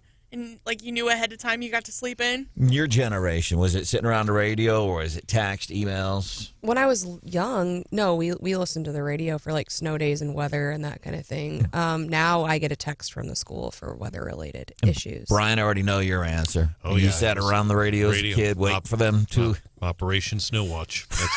It had a name for it and everything. I love it. Cam Wicks. Yes. But bottom line, it seems like mostly areas kind of north and some folks in our northern listening areas got hit last night. That's basically it, Brandon and Stephanie. The issues were primarily in far northern Missouri, Linneus and Purdon in Lynn County. That is in the Brookfield area, very far north, very remote. There were some tornadoes as well confirmed in southeast Missouri, St. Mary, St. Genevieve. Fredericktown also had a tornado. We did have tornado warnings in Sedalia area. We had a tornado warning in Cooper County. We had listeners thought that they saw a funnel cloud in Bunston, but and obviously there was some damage, if you will, tree damage in Cooper County. We're not sure if that was a tornado, straight line winds. No one was seriously hurt, but it did cause tree damage. But the good news is Columbia, Boone County, Jeff City, Ashland, Fulton, a lot of our primary listeners were all under a tornado watch. We did not have any tornadoes in Boone County. In fact, the only warning we had was a severe thunderstorm warning. It was allowed to expire. So remember that next time, like if you're at home watching TV and weather starts to go south and your TV cuts out because you have the same service I do, tune into 93.9 The Eagle on 93.9theeagle.com. You can listen on online. It's a real convenient thing to do. I can listen online as long as my Wi-Fi doesn't go out at home, and I can also continue to watch my TV as long as my Wi-Fi stays on. Well, it's one of the biggest perks of not having cable. That's a good point. The one thing I did emphasize several times, and I talk about this time of the year, is it's always good. I do it to have a couple of radios at home, actual old-fashioned radios with extra batteries, because you don't know when the power is going to go out. And I do that, and sometimes the batteries run through there pretty quickly, but it is good to have that. Do you have a bomb shelter too? I don't have that. Because if you said yes, I do, I wouldn't be surprised, and nor would I tease. Sure. Last night I went down to my basement for a minute and I took a bottle of water and I always put on shoes, because that's what people say, like if you don't have your shoes, you might have a problem if something really bad happens. Sure. So I think about those things. Now, Brian, you were saying something interesting, and I think this is true, because sometimes I like to get on social media or Twitter or something, try to watch what's going on, but it's really hard to decipher, especially at weather-related events, because we're right in the middle. So sometimes they're saying stuff, and I'm like, is this me or is this not me? So we're basically right in the middle of 3 different weather areas. We are, and it depends on which part of the listening area, Stephanie, but Boone County, Callaway, and Cole are all served by National Weather Service St. Louis. Cooper, Howard, Sedalia, Pettis, and to the points to the wet Montauk, they're served by NWS Kansas City. And we have some lake area counties that are served by NWS Springfield. Well, I was obviously monitoring Springfield. That didn't look too much of a concern. But while I was doing a lot of the live coverage, I was talking during commercial breaks to the offices, but I was having to monitor their Twitter pages because they do a great job of updating. Then I would call them to get additional information. But that can be difficult because technically the warning for Boone County will come from St. Louis, but the warnings from the other areas come from a different office. So we have to watch both. So you'll figure that out when we just tune into the radio and you let us know what's going on, right? Exactly. Okay, I like that. I like that. I flip back and forth. That's exactly right. I saw this kid, Jessica Hefner, a little bit last night on ABC 17 because she did a splendid job of keeping folks updated with what was going on. But you could see and here's what we're seeing kind of west of us, which is important because our weather comes from the west. But you can see and knowing that, okay, we're on. And it's so if St. Louis National Weather Service is not updating as quickly as Kansas City, it's a weird thing. So if you're ever watching the TV or you're here, know that Columbia is geographically situated in a weird spot between several different National Weather Service monitoring stations. And so the timing of Kansas City putting something out compared to St. Louis may be a little bit more shy. It's kind of a weird thing. It is. Brian Hausworth has your back, though. Yeah, now, is there another potential weather event coming this week that we should be aware of? There is going to be some rain on Wednesday, and again, it was too early when I talked to the Weather Service to know. We'll know more about that tomorrow. At this point, it looks like some heavy rain, but I'm not aware of any severe threat, and again, a little bit too early to tell. The only other thing I would add is southeast Missouri is in the same boat. It's surprising southeast Missouri because part of them are served by St. Louis, part are served by the office there in Paducah, and then you have part of southeast Missouri served by Memphis as well. So very similar situation. 93.9 The Eagle and 93.9theeagle.com. Welcome into Wake Up Columbia. So Stephanie Bell is back. Brian Houseworth, Hannah, the producer. My name is Brandon Rather. This happened last night. Brought it up, and you brought Mike Evans up, and the 600th touchdown, and he takes the ball and he gives it to a fan. Take us through that whole moment and what happened. It was pretty funny. You know, he's like, man, sorry, do you want it back? I said, I think they're probably going to get it anyway, but you're good. Mike does so many great things in the community and his foundation, but then he gives back. Every time he scores, he gives a touchdown ball away. So Tom Brady, do you love this guy or hate this guy? After he beat my Rams in the Super Bowl over 20 years ago, I hated the guy, but just cannot deny what he's done. Threw for his 600th touchdown pass last night. Hannah, do you know how many players in NFL history have thrown for 600 touchdown passes in their career? I do not. Stephanie, do you know how many quarterbacks have thrown for 600 touchdown passes in their career? One. Tom Brady, and he did it last night. And the thing is, so when the guy catches the ball, gets a touchdown, he goes to the stands and gives the ball away. The ball. That's a history-making ball. The 600 touchdown. So then did the NFL come down and be like, here's $1,000, give us that ball back? Hey, dude. And it was funny because Tom Brady's watching this, and then later in the game they show the guy who caught the ball and gave it away to a fan. You can see he's on the sideline, and somebody says, dude, you gave the ball away. You can see him going, oh, crap. But I don't think it was crap that he actually said.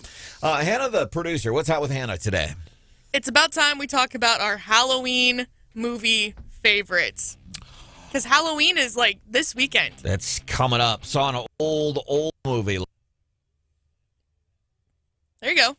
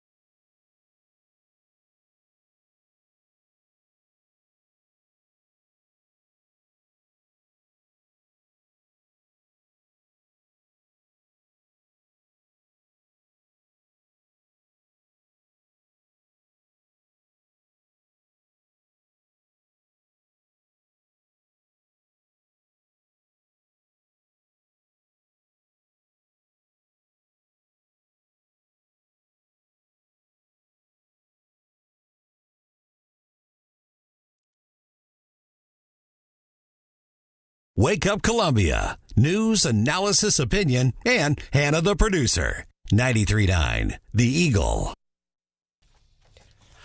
Really cool poll posted on 939theeagle.com. So we know that Mayor Brian Treese has said, you know what, I don't want to be mayor anymore. So coming up, we'll have municipal elections. By the way, please do not forget about this November 2nd election. It has to do with renewing the third revenue. Park system right now has 3 revenue streams. They get money from general revenue. They get money from a dedicated permanent park tax. And right now they have a renewable park tax. That's the only thing that you're voting no on. You're voting no on that third revenue stream for the park. So that's in November. But in April, we'll be voting on a new mayor. What do you want in a mayor? That's the gist of our 93.9 The Eagle weekly news poll that we do every month, twice a month. What do you think should be some of the highest priorities for a mayor in Columbia? Is it reducing crime? Is it building a stronger business climate?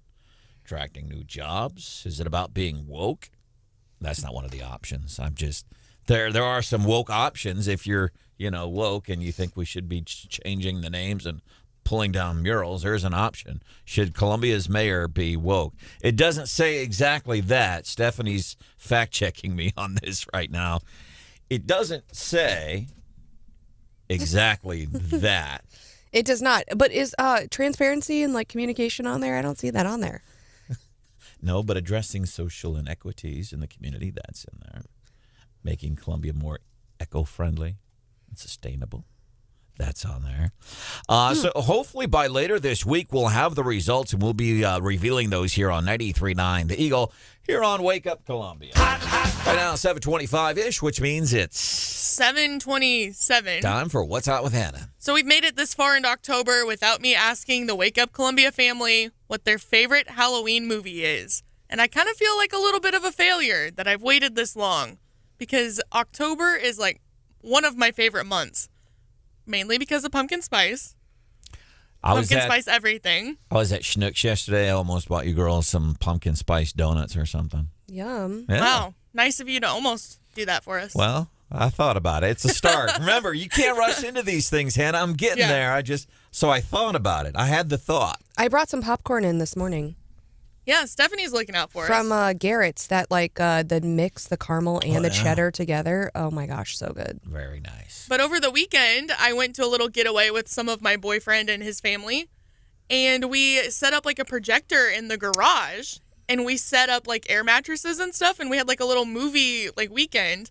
And we watched Hocus Pocus. And I had not seen that movie in several years.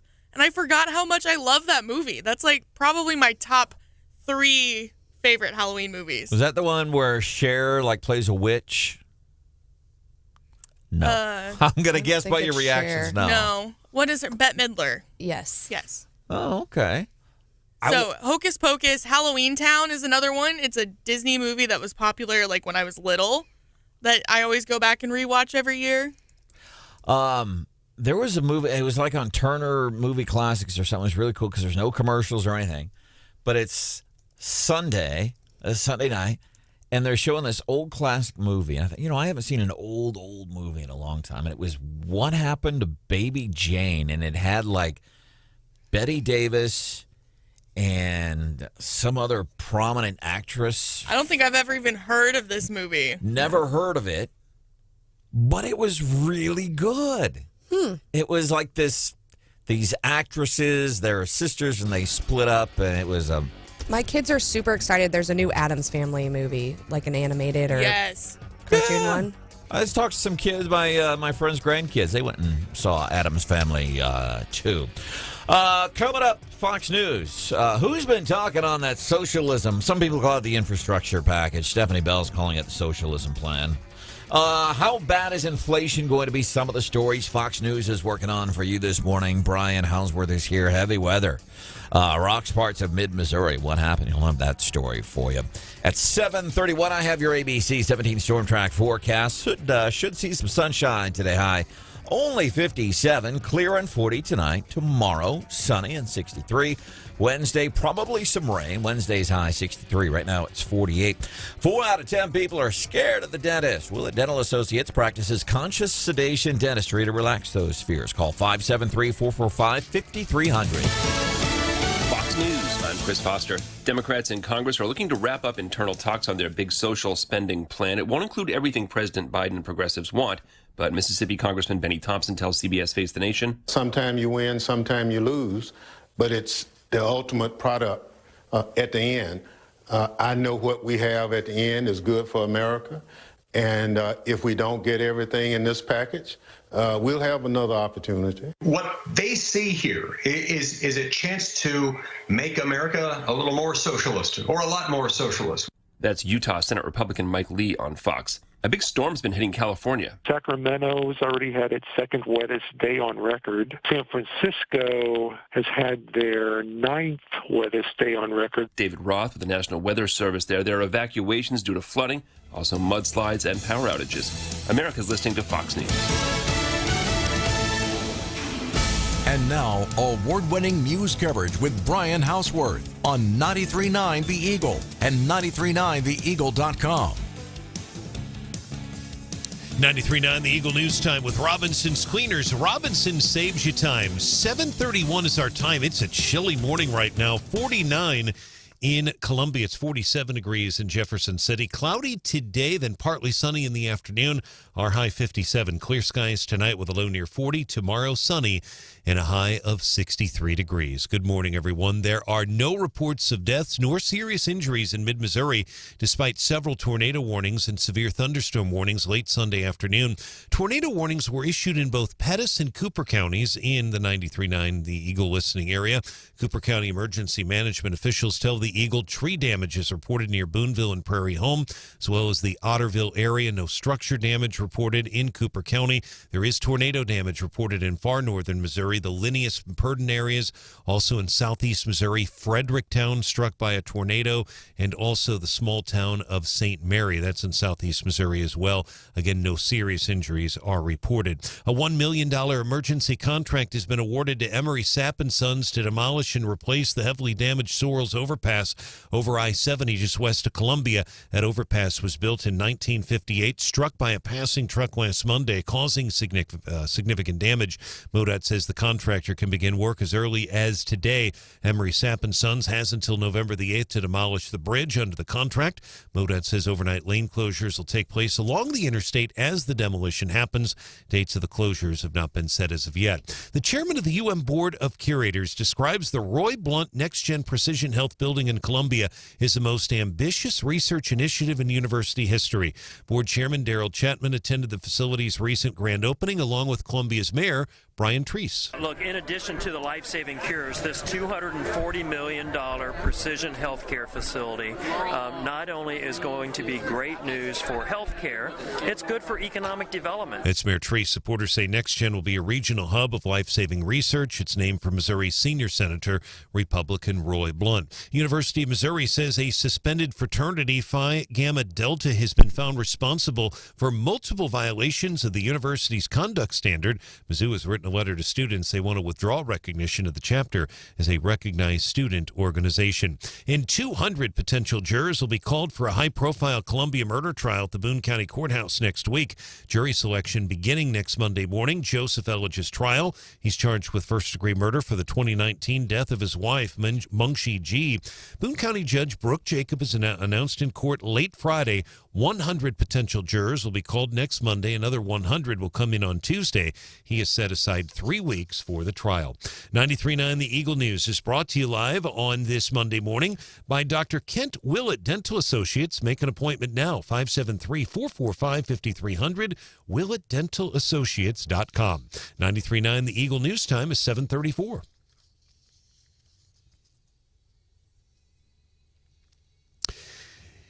In sports, Ryan Tannehill. You might remember that name. Texas A&M Aggies had a pretty good career down there. I believe it was R.C. Slocum that was the coach when he played there. He plays now for Tennessee. 21 of 27, 270 yards and a touchdown. Titans beat the Chiefs on Sunday 27-3. A.J. Brown, 8 catches, 133 yards, 1 score as well. Again, the Titans 27, the Chiefs 3 Sunday. St. Louis Cardinals 10 o'clock press conference here in a little more than 2 hours. They'll announce their new manager. The Atlantic's Katie Wu and Ken Rosenthal of Fox Sports reporting the Cardinals will announce that their bench coach, Oliver Marmol, will be the new manager. Marmol would be the MLB's youngest manager. He is 35 years old. 93.9 The Eagle News Time is 7:35. Eagle Eye Traffic. And our traffic check is brought to you by MidmoHires.com. Local companies looking for local people. MidmoHires.com. Again, not seeing anything right now. Things are kind of quiet on the roads, which we like to see. Just a reminder, there's a $1 million contract that's been awarded to Emery Sapp & Sons to demolish the Sorrells overpass over I-70. There will be some lane closures. Technically, the work can start as early as today. We know there won't be any impact this morning, probably not today. When we get the updated information from MoDOT, we'll pass that along to you. We did speak to them late Friday afternoon. If you do see a traffic accident, something we need to know about, give us a call or a text. We'll have another update coming your way at 8:03. Breaking news immediately. I'm Brian Houseworth, 93.9 The Eagle.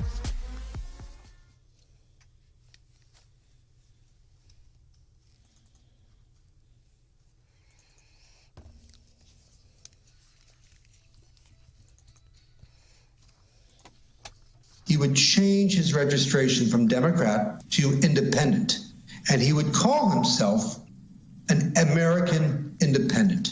But today he called the report BS. He did. I can tell you the sourcing is impeccable, and he knows it. He knows what we know. I think he took his option off the table by saying that. That's Mother Jones's David Corn. And he's pretty much, when he starts spewing gossip in Washington, D.C., a lot of his gossip comes out to be true.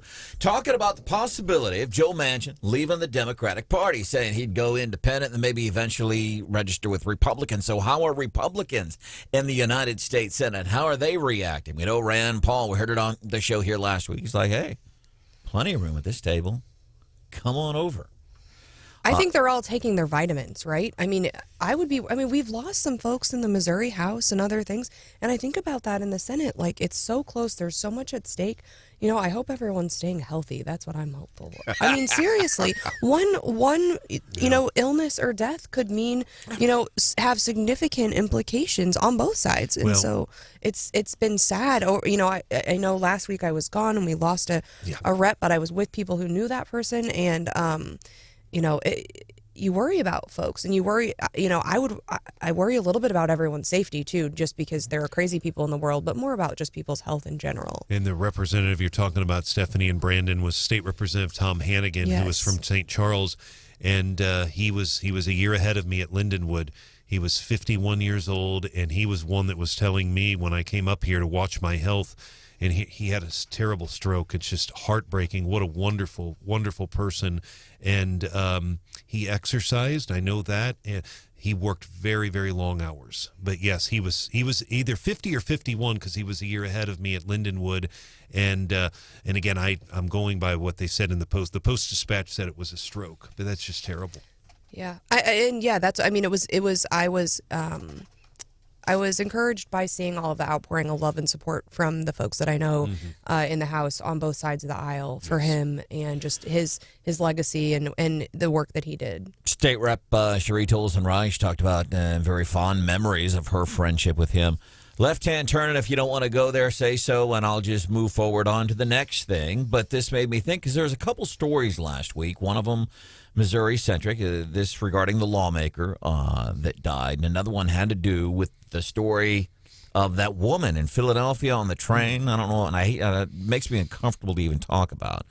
But I want to start with this lawmaker from Missouri who died. And if you don't want to go there, say so. I thought it was odd because he was gay, and most of the news outlets mentioned that in their coverage of his death. He was one of only 3 Republican openly gay Republicans, or maybe one of only 3 openly gay lawmakers total. Right. There's, okay. I'm aware of 3. Yes. Okay. Mm-hmm. And I wonder, is that pertinent to the story? You know, Brandon, it's a great question. I did not put that in. In fact, I don't know that we had a chance to cover it because I believe there was breaking news. We definitely mentioned it. I can see why it would, but I'm not sure that's relevant to him dying. Yeah. But he talked about it openly. He himself talked about it openly, and I saw some of their coverage. And to be fair to the outlets, it wasn't critical. It referenced he was openly gay, and they gave some references that he had tried to pass Mona specifically. Actually, he tried to get it yanked out of a committee because the chairman wouldn't even give his own. They wouldn't give him a hearing for his bill, so he was able to get it yanked and pulled somewhere else. They still didn't pass it, but I did notice that too. Another great statesman who passed away last week, Colin Powell. And I know I'm comparing apples to oranges. I get that, but I always wonder.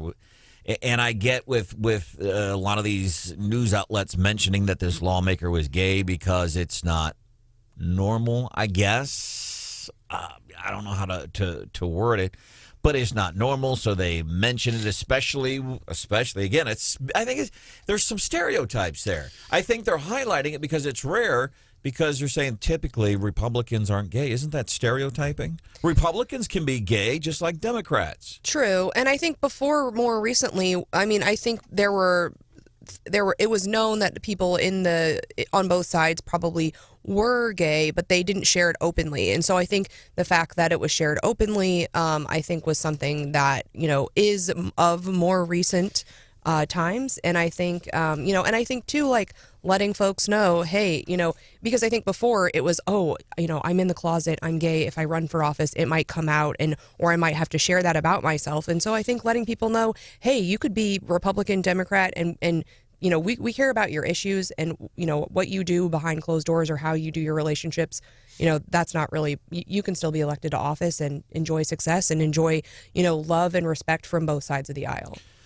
Because Colin Powell died, nobody can say he was heterosexual. Am I accurate? They did not. No, they did. There was some coverage of some of, his, I believe it was maybe the Iraq issue.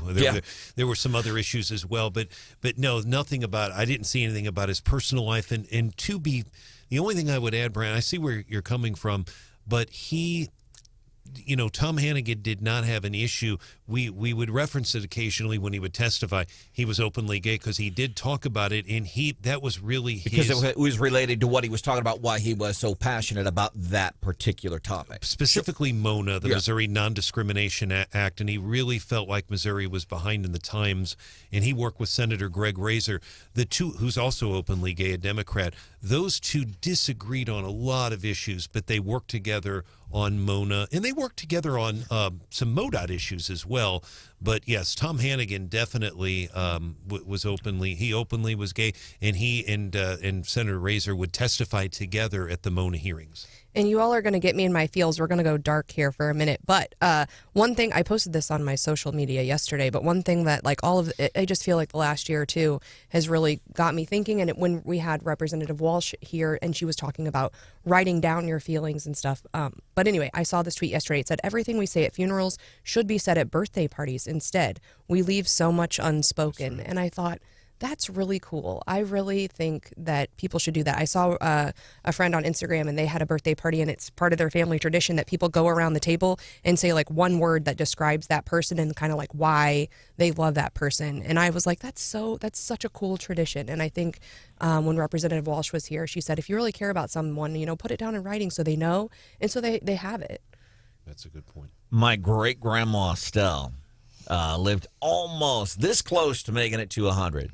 Drank cans of Budweiser and told dirty jokes till the day she died.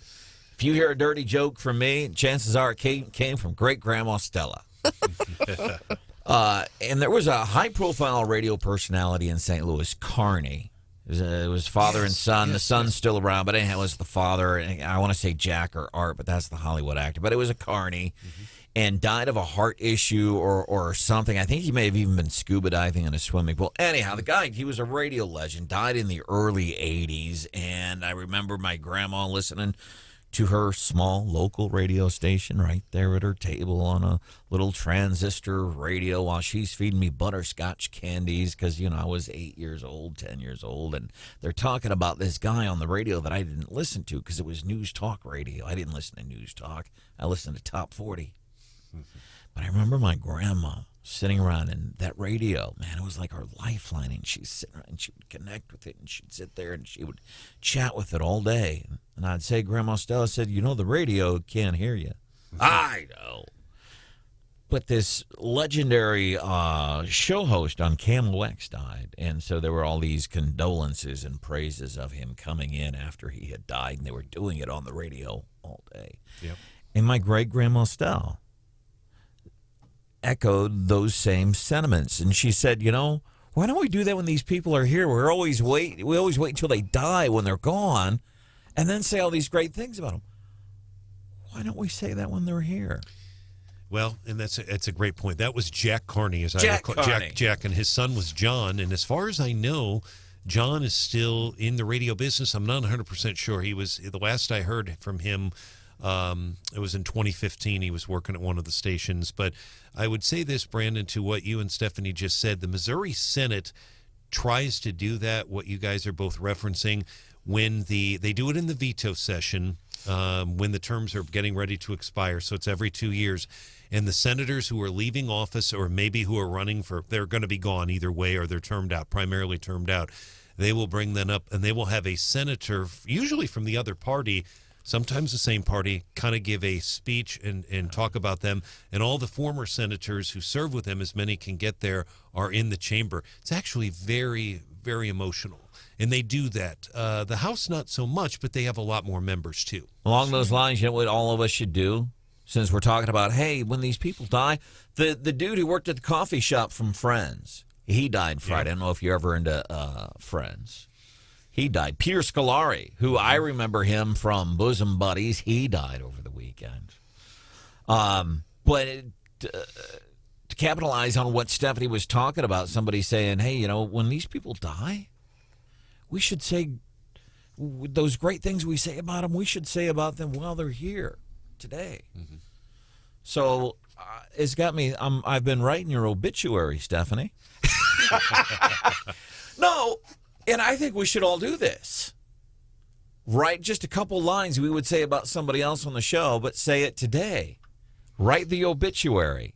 Like Stephanie, my first things I would say, Stephanie Bell was incredibly passionate about everything that she did in life. Politics, mom, wife. I was going to give you points for wife, but after I found out you booted your husband out of first class, which is a real thing. What? Yeah. She booted her husband out of first class on a flight home from... I didn't boot him. I just... When he was not upgraded, and I said, I'm white woman syndrome. I'm not going to sit. You can sit in the back, and I'm not going to give up my seat. After a week in Florida. Wow. White woman syndrome. Flies home, kicks the husband's tail back to regular class. Ooh. But was kind enough, check this out, was kind enough to call him on the phone once in a while. You see how it was back there. So you would have gotten points in that, but no, you get points for being having an awesome husband. That's true. But that's what I would put in your obituary. You're incredibly passionate about everything you do in life. Brandon's man crushing on Mr. Bell. Yes. I thought about that actually this weekend because I knew it was going to come up eventually. Oh, you thought about it this weekend. You've been thinking about him. I've been thinking about him. Can we move forward? Yes. Should we move forward? All right. Let's move. What are we going to do next? Oh, you got to hear about Stephanie's trip from trying to come home from Florida. White woman syndrome. I'm not sure I'm fully recovered. Right. It was a rough trip. We'll hear on some on that. And I'm excited to Christian Rader. He's been on before. He runs something called the Heartlander News. He's got a story on the progress of redistricting on a state level.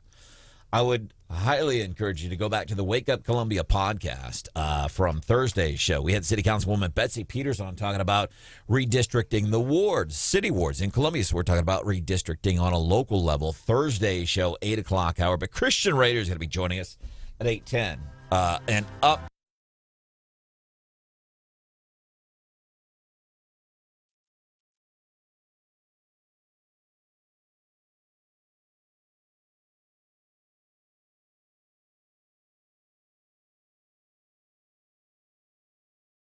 Yesterday, it was this article saying, here's why electric vehicles will never become a thing. And one of the things they mentioned, most internal combustion gasoline-powered engines last maybe on average about 140,000 miles. And I'm like, they haven't seen my car. It's approaching 140,000 miles. But I take my car to Gap's Automotive Repair Shop.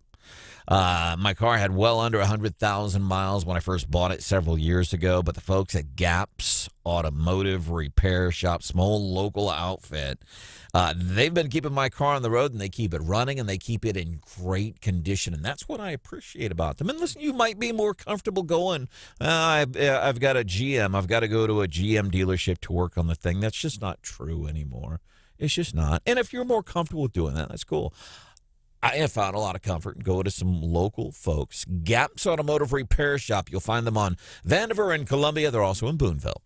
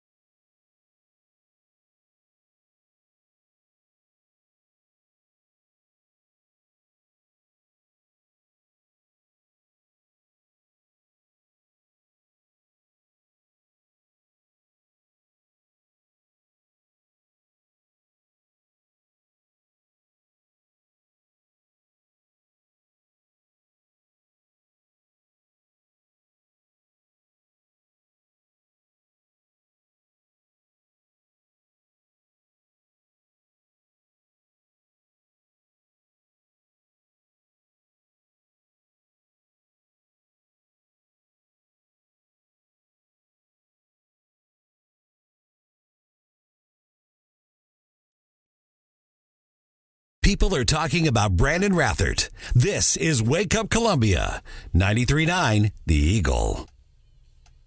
You know, it would be a live round that would have done that. And how a live round gets on a movie set, that's unheard of, too, to be honest. But it depends on who's in charge of the guns. That's the person to really look at. Mike Tristano telling media, hey, whoever was supposed to give those guns to Baldwin, somebody should have checked those guns. And ultimately, Alec Baldwin, anybody knows who knows gun safety knows.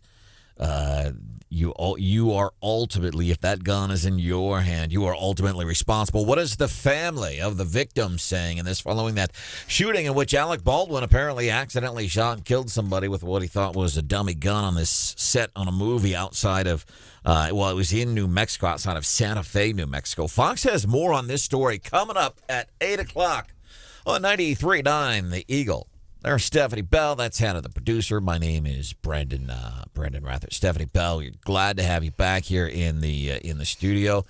By the way, this thing with issues with traveling, so I'm trying to buy tickets for Thanksgiving. I go every year to Idaho, but like this year, tickets all of a sudden, I enjoyed the plane tickets being cheap for a while.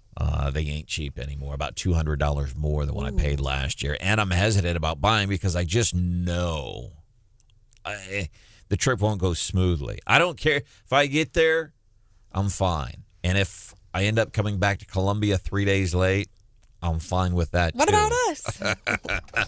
But this stuff is real. It is real. And sometimes you just have no control. And so I will continue to fly out of Columbia. I enjoy that. I have never had a problem like I had this weekend. And it was really not anything that you've heard in the news. So we were on time. We were going to leave at about 7:30 out of Chicago down to Columbia.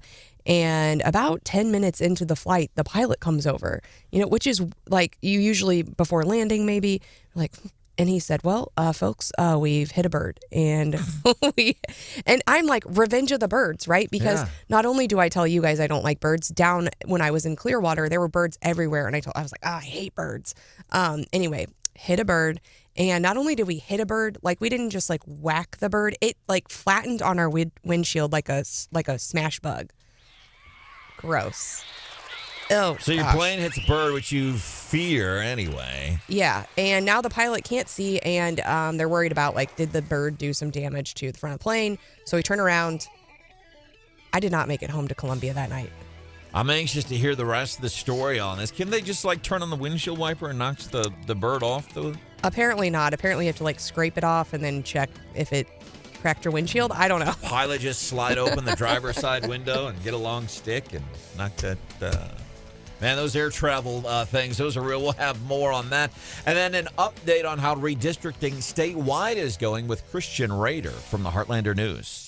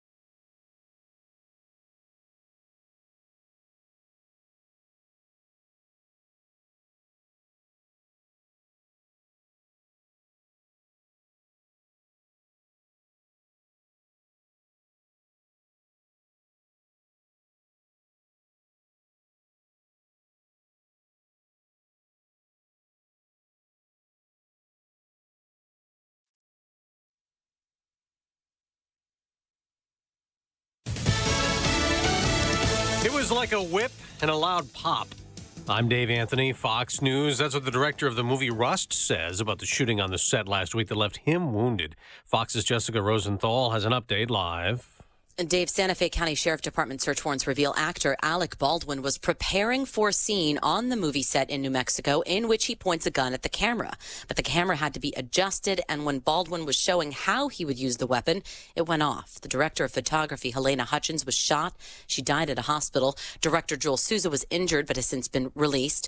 Prior to this, some crew members had walked off the set over working conditions, and a camera operator specifically complained to another crew member about gun safety. Dave. Jessica, Democrats keep trying to work out a social spending plan that may end up far less than the initial $3.5 trillion version. Moderates like Senator Joe Manchin pared it down. He met with President Biden yesterday. The president has repeatedly said the bill will cost the average American zero, passing that cost to the wealthiest and corporations, something Senator Manchin has not been on board with. This morning, the Associated Press now reporting Manchin is open to the idea of a billionaire's tax and a tax on certain corporations.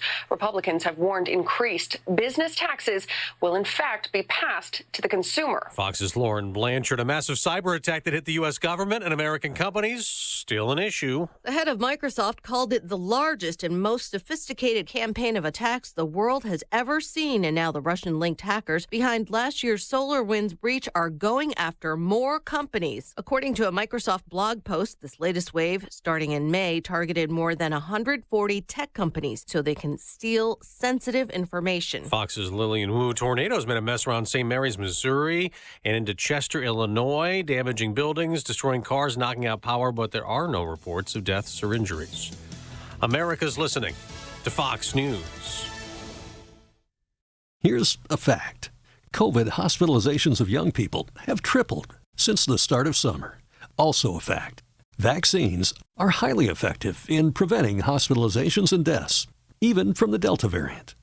If you've got questions about COVID vaccines, talk to a doctor, because our kids are irreplaceable. We can do this. Find vaccines near you at vaccines.gov. Paid for by the U.S. Department of Health and Human Services. Hear that? That's the sound of a man guarding his home around the clock. Because he has 24/7 professional monitoring from SimpliSafe Home Security. With 24/7 professional monitoring, SimpliSafe keeps watch night and day. If there's trouble, SimpliSafe alerts them and will dispatch emergency help when needed. Protect your home and your sleep. Take 30% off a new system at simplisafe.com today. And now, award-winning news coverage with Brian Houseworth on 93.9 The Eagle and 93.9theeagle.com. 93.9 The Eagle News Time with Robinson's Cleaners. Robinson saves you time. It is 8:03, 48 right now in Columbia. Our temperatures stayed pretty steady all morning. Our high today only 57 degrees. Tonight, clear skies, low near 40. And then tomorrow, a little bit warmer, sunny with a high of 63 degrees. Good morning, everyone. While several tornado warnings and severe thunderstorm warnings were issued in mid-Missouri late Sunday afternoon, there are no reports of deaths nor serious injuries. There are no reports either of any structure damage here in mid-Missouri. Cooper County Emergency Management officials are reporting tree damage in the Boonville, Otterville, and Prairie Home areas. A severe thunderstorm warning was issued for Columbia. That was allowed to expire. There is some tornado damage in Linneus and Purdon in far northern Missouri. And the National Weather Service in Pleasant Hill tells the Eagle NWS survey crews will likely tour those areas today.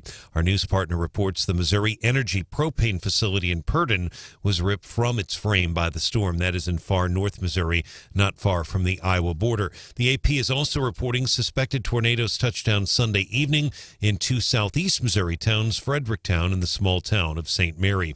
Here in Columbia, Boone County judge setting aside 3 weeks for the high-profile murder trial of Joseph Ellage. That'll start next Monday in Columbia. Ellage is charged with first-degree murder for the 2019 death of his wife, Mungshi G. Boone County prosecutor Dan Knight, defense attorneys clashed again in court on Friday.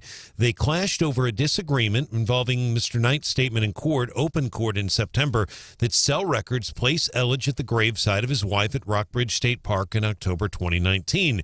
The defense attorney that day in September, Scott Rosenblum, accused the prosecutor of poisoning the jury. Prosecutor Knight addressed this issue in court on Friday. He told the judge, Brooke Jacobs, that the defense attorneys are launching personal attacks on his integrity. He called on the defense to stop what he calls those personal attacks. The defense is worried that the statement could impact jury selection. Knight has subpoenaed 180 witnesses to testify at the trial. Columbia's mayor is predicting the $221 million Roy Blunt Next Gen Precision Health Building at Mizzou will boost economic development in the city and the region. Mayor Brian Treese tells the Eagle there will be a ripple effect. I mean, here in Columbia, we have the opportunity to incubate life-saving cures, but the spin-off effect for the radiopharmaceutical industry, cancer-treating drugs, veterinary medicine, biomedical engineering, all of that starts right here, and it comes together with the architecture of this building and the convergence of all of these medical researchers right here in Columbia, Missouri. Facility is named for Senator Blunt, who says NextGen will have a $5.6 billion impact on Missouri's economy in the next 25 years. Heavily damaged Sorrells Overpass over I-70 near Columbia must be demolished by November the 8th under a $1 million emergency contract awarded by MoDOT. MoDOT says Emery Sapp & Sons can start work as early as today. We're not sure about that yet. As of right now, it is not scheduled to start, at least not right now. The 63-year-old overpass sustained significant damage when it was struck by a passing truck last Monday. MoDOT says there'll be some closures along I-70 as the demolition takes place. Those have not been set yet. Once we learn those from MoDOT, we'll pass those along. And the Missouri Attorney General's office says his campaign paid for last week's trip to the Mexican border near El Paso to announce a lawsuit to try to force construction of the border wall. Attorney General Schmidt's office tells the Post-Dispatch taxpayers only paid for $820 for his spokesman, Chris Newley, to make the trip. The spokesman defends the trip. He says Mr. Schmidt filed a lawsuit on behalf of the state of Missouri. 93.9 The Eagle News is brought to you on this Monday morning by the Callaway Bank. The Callaway Bank is with you for the moments that matter. 93.9 The Eagle News time is 8:07.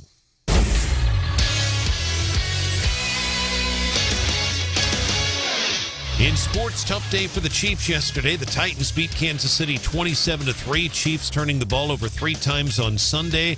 And we're about 2 hours away, just under that. The Cardinals about ready to hold a press conference in downtown St. Louis. They will announce their new manager. Ken Rosenthal, Fox Sports, and Katie Wu of The Atlantic reporting.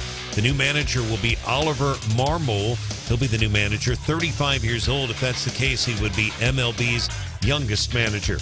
Our sports is brought to you this hour by Woods Basement Systems, the most reviewed contractor for all things with your basement.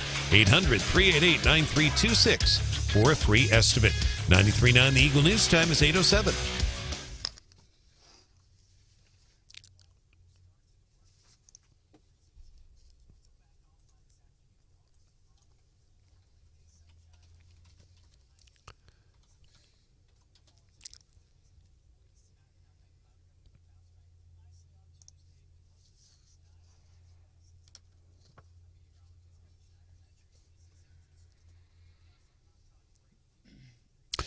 Kevin, thanks. Great work as always this morning. Willett Dental Associates is our weather sponsor. 573-445-5300. WillettDentalAssociates.com. 48 degrees. Eagle Eye Traffic. Traffic check, MidmoHires.com. Local companies looking for local people. Visit MidmoHires.com. Find a job or to post your job opening today. Things have been quiet on the roads this morning. Again, a reminder for those of you in Boonville, Otterville, Prairie Home, all in Cooper County. Give yourself some extra time. There was a lot of tree damage reported. No deaths, no serious injuries. There was tree damage in all 3 of those communities and also near Highway 87. So give yourself some extra time. The authorities were trying to remove debris last night, but there could still be some out near or on the roads. If you do want to report a traffic issue, give us a call or a text. More team coverage in less than 30 minutes and breaking news immediately. I'm Brian Houseworth, 93.9 The Eagle.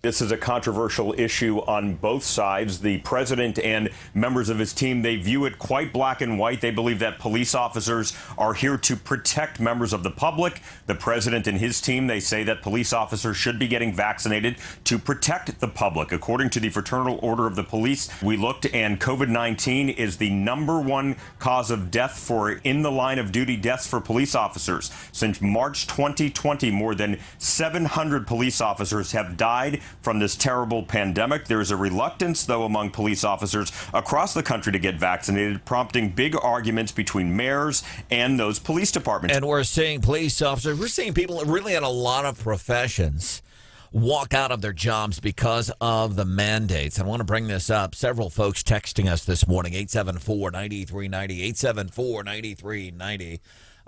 People asking what's going on at 3M. North side of Columbia. We have several people saying, well, we think they're protesting because they were fired over the vaccine mandate. And I don't know, because we're just getting these texts short of looking it up. I think because 3M's a government contractor, and under President Kamala Harris's order, she says if you're a government contractor, you also have to have the vaccine. So that's the best I can tell right now. Don't quote me on that. If you know something, if you're in that area, or if you do know what's up there, 874-9390. 874-9390. So it appears that's happening in town right now. The other thing happening in town right now, traffic looks to be smooth sailing for the most part compared to how it was a week ago. Big thing, when are we going to start seeing traffic delay issues because of them tearing down the Sorrells Road overpass? Exactly, Brandon. And we don't know that yet. The contract is very specific for the Sorrells overpass. The contractor, it's Emery Sapp & Sons here in Columbia. They'll have until November the 8th to demolish it. Now, technically, they can start work as early as today. We knew it wouldn't take place during the morning drive, but there's some things that have to be done. There's some, obviously preview work and stuff like that. So I'm not expecting anything major today. The lane closures will be happening overnight, but I'll talk to Adam Pulley again today, but as of late Friday afternoon, it had not been set. But that will cause some closures, primarily during the overnight hours. Welcome into the show. It's Wake Up Columbia. There's Stephanie Bell. Good morning. Brian Halsworth. Good morning. There's Hannah, the producer. Good morning. My name is Brandon Rathard. 874-9390. Several texts this morning. 874-9390. What's going on at 3M? Folks are asking. Several folks saying, well, we think it's because they're striking because of vaccine mandates. Let me chat with Robin real quick. Robin, welcome into the show. What do you know about 3M? Good morning. Good morning. I've just driven by a couple of times. I was running my kids' school and saw some people standing outside with signs. There's probably, I don't know, approximately 30, maybe a little bit more, standing out there holding signs that say no jab, no job. So they're definitely protesting the vaccine. Robin, thank you. Anything else you want to add to that? No, that was all. I just happened to see him and wanted to let you guys know that I saw him out there. Robin, we appreciate you being our eyes and ears out there this morning. Oh, thanks so much. You all have a wonderful day. You too. We appreciate you taking time out of your day to be a part of the Wake Up Columbia family on 93.9 The Eagle. Well, we appreciate that, and I know you've got Christian Rader here. I'm going to go make a call to 3M right now. They're very hard generally because you have to go through national. Yeah, exactly. It's like Kraft, and I'm not being critical, but just generally, I'm sure they're gonna and I'll end up having to call the corporate, but I'll at least check. Yeah. I'll at least check. And so I think with 3M, it's because again, if you're a government contractor, another listener says when I drove by, I think there's about 15 or so folks. 874-9390, 874-9390. Thank you for being here. I want to welcome into the show from HeartlanderNews.com. His name is Christian Rader, and he's put together, it's a publication, and it's kind of Missouri-centric news. We're focusing on stuff that's happening in Missouri. One of the big things right now, redistricting in the state of Missouri. This, Stephanie, where in issues confronting Missourians in the next several months to a year or so, where would you rank redistricting as far as order of importance, issues facing Missourians?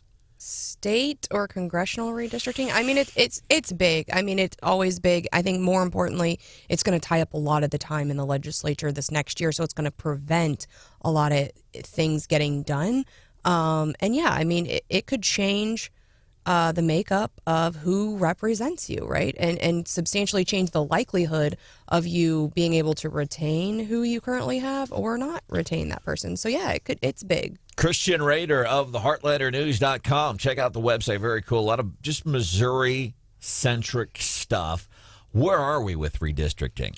So right now we are the House Independent Bipartisan Commission as far as the state legislature side. The House Independent Bipartisan Commission is holding a few more public hearings to hear public comment, questions, clear up some things that voters may have. The Senate Independent Bipartisan Citizens Commission, however, that's a mouthful, they are moving on. They have held their 3 public hearings, and now they are moving on to joint meetings with the other side of things to compare their proposed maps and see if they can get something worked out as far as a middle ground to send to Secretary of State. So what do you see? I got an email last week from some college group or something, and as a matter of fact, I sent it off to a mutual friend of mine and Stephanie's. His name is Jeff. I sent it to him. I'm like, what the heck is this? But it's a contest, and of course it's the name. They hijack the name. Fair boundaries, fair districts or something, but like they're having a contest. Are you familiar with this? I'm not. I'm familiar with the term being thrown around a lot, but so you're familiar with the concept of fair boundaries, fair districts. In your research, what do you uncover when it comes to fair districts, fair boundaries? What should we be aware of when we hear that phrase? Well, anybody that says that, you look a little deeper into them because, you know, if fairness is what they're preaching harder than ever, then it seems like they may have a hidden agenda and it may not be so fair after all. But that's just my personal take on it. I have a little skepticism to people who scream that things are going to be fair. Now I'm wondering, with your journalistic chops and what you've done, and basically you served in effect. Did you serve in the Trump administration? I did. I served in the Trump administration for almost 2 years. No kidding. Non-Office of Presidential Correspondence for the White House. What does that mean? So we handle all of the correspondence for the American people incoming. So it would come to the mailroom, they would get it all taken care of, look at all of these stuff, make sure it's all safe, and then we would coordinate the replies that got sent back out. So whether it meant our office was writing brand new replies or we had, form replies for Second Amendment concerns or whatever the issue may be, we would coordinate getting all those back to the people who wrote in. So, and I want to talk more about that because that sounds fascinating. But I guess to come back to where I was going with this, so somebody who you have this publication, Heartlander News, which is about Missouri stuff. You served in the Trump administration for a couple of years. You've been following this story with redistricting. Let's say your journalistic chops aside, when you watch what's happening, because remember, we got to make it's all secure. How confident are you, just as Christian, how confident are you with the redistricting process right now from what you've observed, what you know, what you've researched? I'm confident, and I don't think that there's enough of the opposition, I should say, for things to be shaken up that much. I do know that because of population increases and decreases in certain areas, there will have to be movement, as there has to be every 10 years. But I think that I'm fairly comfortable with it, and the people that are taking care of it, I think that will end up with a pretty decent map. So on a statewide level, and we've got some interesting things here because of the way our districts, for example, the representative districts are around here. I'm wondering if the district that Chuck Basie currently represents, if they're going to try to squeeze some. And if you look at these maps, we couldn't even begin to get on here and properly describe a legislative district map. Does that make sense? We couldn't describe it to you in a digestible sense that would make sense. But ultimately, like Chuck Basie's district, the district he's in right now, there's talk that potentially that might be drawn to include more of the city limits of Columbia, which would be bad for somebody like Chuck right now, if we're stereotyping, because only liberals live in the city limits of Columbia. That's my stereotype. So some of these, I mean, they have real implications right here in town. Anything else you want to add that we haven't gotten to? So bottom line, we're in the middle of the redistricting process. Pretty much. Yeah.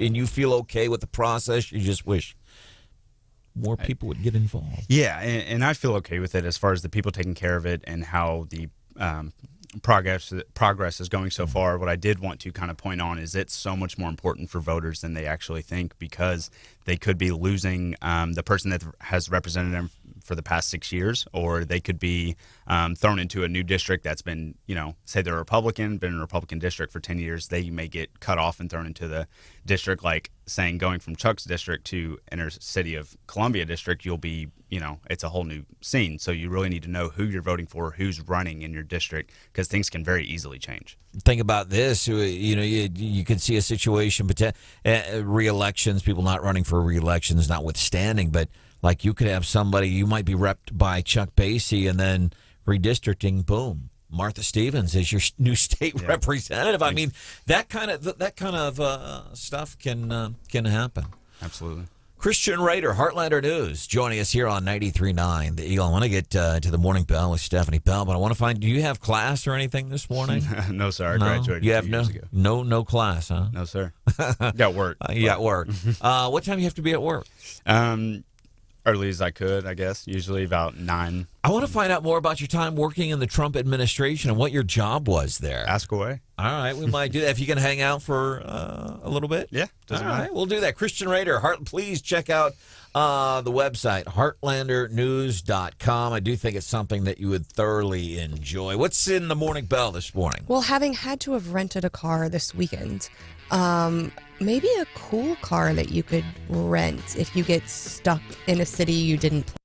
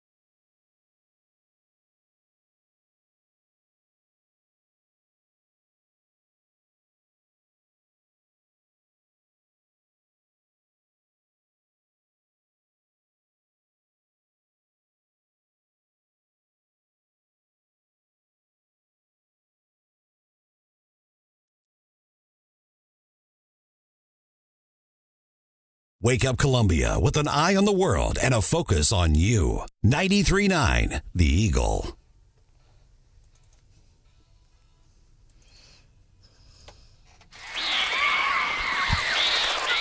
Stephanie Bell. She's freaked. It's one of the first things we learned about her when she became a member of the Wake Up Columbia family. She is freaked out by birds. Like Christian Rader, Heartlander News, is joining us here in the studio this morning. I almost call it unhealthy. Hannah, would you label it as an unhealthy fear of birds? Yeah, I would. Yeah, she's afraid of birds. I am. So you can imagine she's flying out of Chicago, coming back home to Columbia after a week in Florida. And her plane smacks a bird. Did the bird survive the collision? From the look of it, no. No. Curious. So we're going to hear more of that, and I want to hear more of Christian Rader. Has a site called it's heartlandernews.com, and the article we're focusing on this morning, just kind of an update on what's happening with redistricting in the state of Missouri, and we'll talk more about that, and also his time he served in the White House. Do you want to talk more about that too?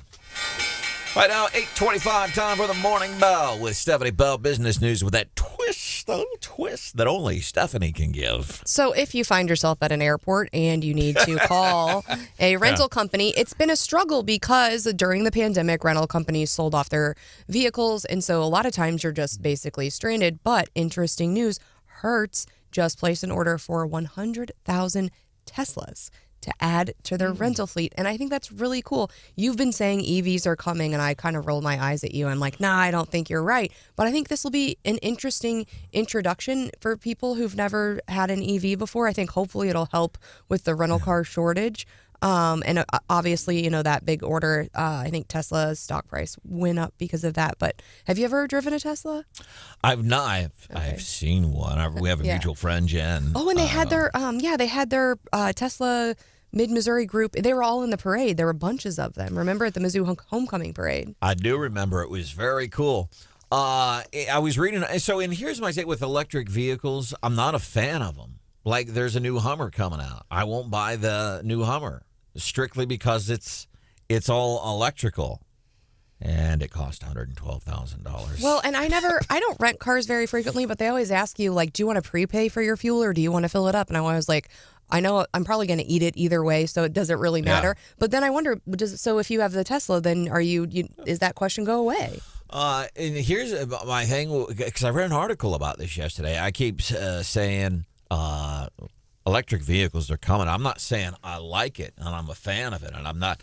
There's just they're coming. It'll be a thing. I read an interesting article on it was like 20 arguments why electric vehicles would never work, and I gotta tell you, I was surprised by what was in the article because it's all the same old arguments that right now the electric vehicle community, they are working to overcome those short problem. I liken it back to flying. When we talked about flying in the early 1900s, flight, that's something only reserved for the birds. People laughed when they said that people could fly in airplanes. What? And they did it. And people had objections just like they do now with electric vehicles. And you know what? Everybody in the flight industry, in the burgeoning flight industry at the time, they overcame and they found solutions to those problems. And I'm afraid that's the way it's going to be with electric cars. All right, Christian Rader, HeartlanderNews.com is joining us. Used to work in the Trump administration. And if you can hang, because we've been talking about bottom line on the story regarding an update on redistricting Missouri, it's moving along. You feel okay with the process right now? All right.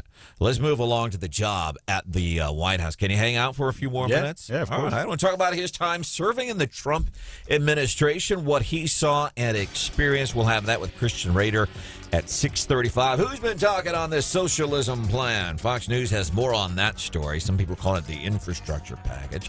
And Brian Houseworth is here. Heavy weather hits parts of mid-Missouri. What happened? We'll have that for you. And making quick work of these Sorrells overpass over I-70, man. We're getting information fast and furious on that this morning. Brian has that at 8:31. Right now, I have your ABC 17 storm track forecast. We should see some sun today. Our high up to 57, 40 tonight, 63 tomorrow, Wednesday. Some showers return. Wednesday's high, 63. It's 48. 4 out of 10 people are scared of the dentist. Willett Dental Associates practices conscious sedation dentistry to relax those fears. You can make an appointment right now by calling 573-445-5300 or log on to WillettDentalAssociates.com. Fox News, I'm Chris Foster. House Speaker Nancy Pelosi says Democrats are close to an agreement on what's in their big social spending plan. One idea to help pay for it is a tax on billionaires' investment income. California Democrat Ro Khanna tells Fox News Sunday. It would be paid largely by people in my district, Silicon Valley billionaires. Our wealth has gone up 40% during the pandemic, $11 trillion of market cap in our area. They can afford to pay a wealth tax. The plan's cost could be lowered by funding some items only temporarily, but Georgia Republican Buddy Carter tells Fox Business. The way you get it down is you cut these programs from a 10-year program to a 5-year program, or maybe even a 1-year program. And we know that it's going to be difficult to end these programs. It's all expected to cost something less than $2 trillion over 10 years. The actor James Michael Tyler died of cancer, 59 years old. He was a fan favorite on the show Friends as Gunther the coffee shop worker in 148 episodes. America's listening to Fox News.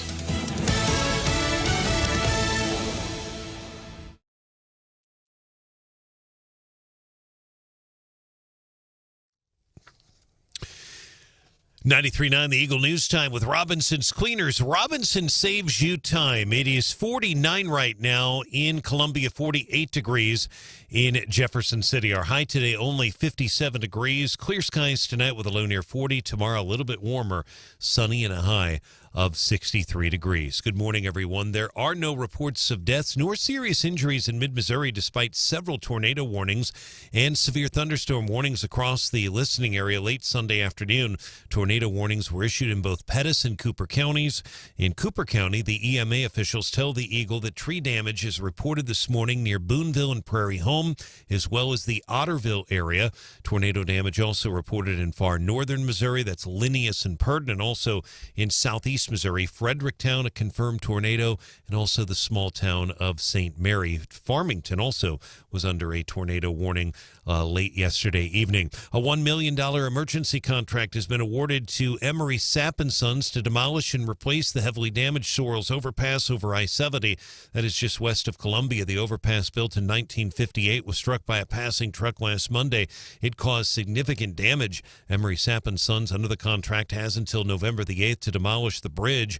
MoDOT says overnight lane closures will be taking place along I-70 as the demolition happens. The dates of those lane closures have not been set as of yet. We have an update on the suspended fraternity at Mizzou, Phi Gamma Delta, this morning. Mizzou has written a letter to students saying that it wants to withdraw recognition of the Phi Gamma Delta chapter as a recognized student organization.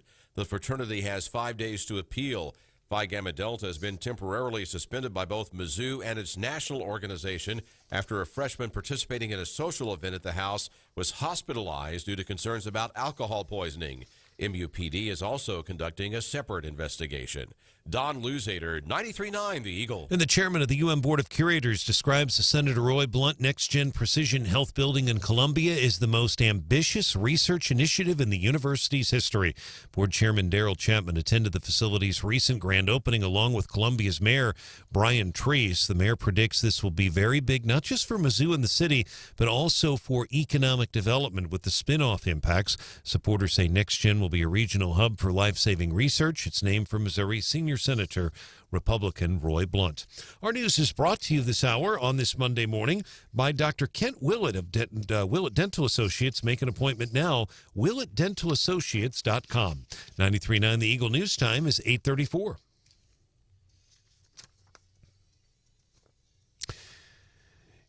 In sports, Tennessee beating the Chiefs on Sunday 27-3. Chiefs turning the ball over 3 times Sunday. Ryan Tannehill, 21 of 27, 270 yards. He had a touchdown in the game. The Cardinals have called a 10 o'clock press conference for this morning. They're going to be announcing their new manager. A number of outlets, including The Atlantic, ESPN, and Fox Sports, reporting the Cardinals will be announcing their bench coach. Oliver Marmol will be the new manager. He is 35 years old. He'd be the youngest manager in the major leagues. 93.9 The Eagle Sports is presented to you this hour by Hemi Construction. Homes and lots in the southwest neighborhoods of Chapel Hill Meadows, Nursery Heights, and Creek's Edge. 93.9 The Eagle News Time is 8:35. Eagle Eye Traffic. Traffic check, midmohires.com. Local companies looking for local people. Visit midmohires.com. Find a job or also post your job opening today. It's been quiet on the roads. We like to see that. Not hearing or aware of anything right now that's causing major impacts on the roads. However, if you do want to report a traffic issue, give us a call or a text, 573-874-9390. More team coverage in less than 30 minutes and breaking news immediately. I'm Brian Houseworth, 93.9 The Eagle.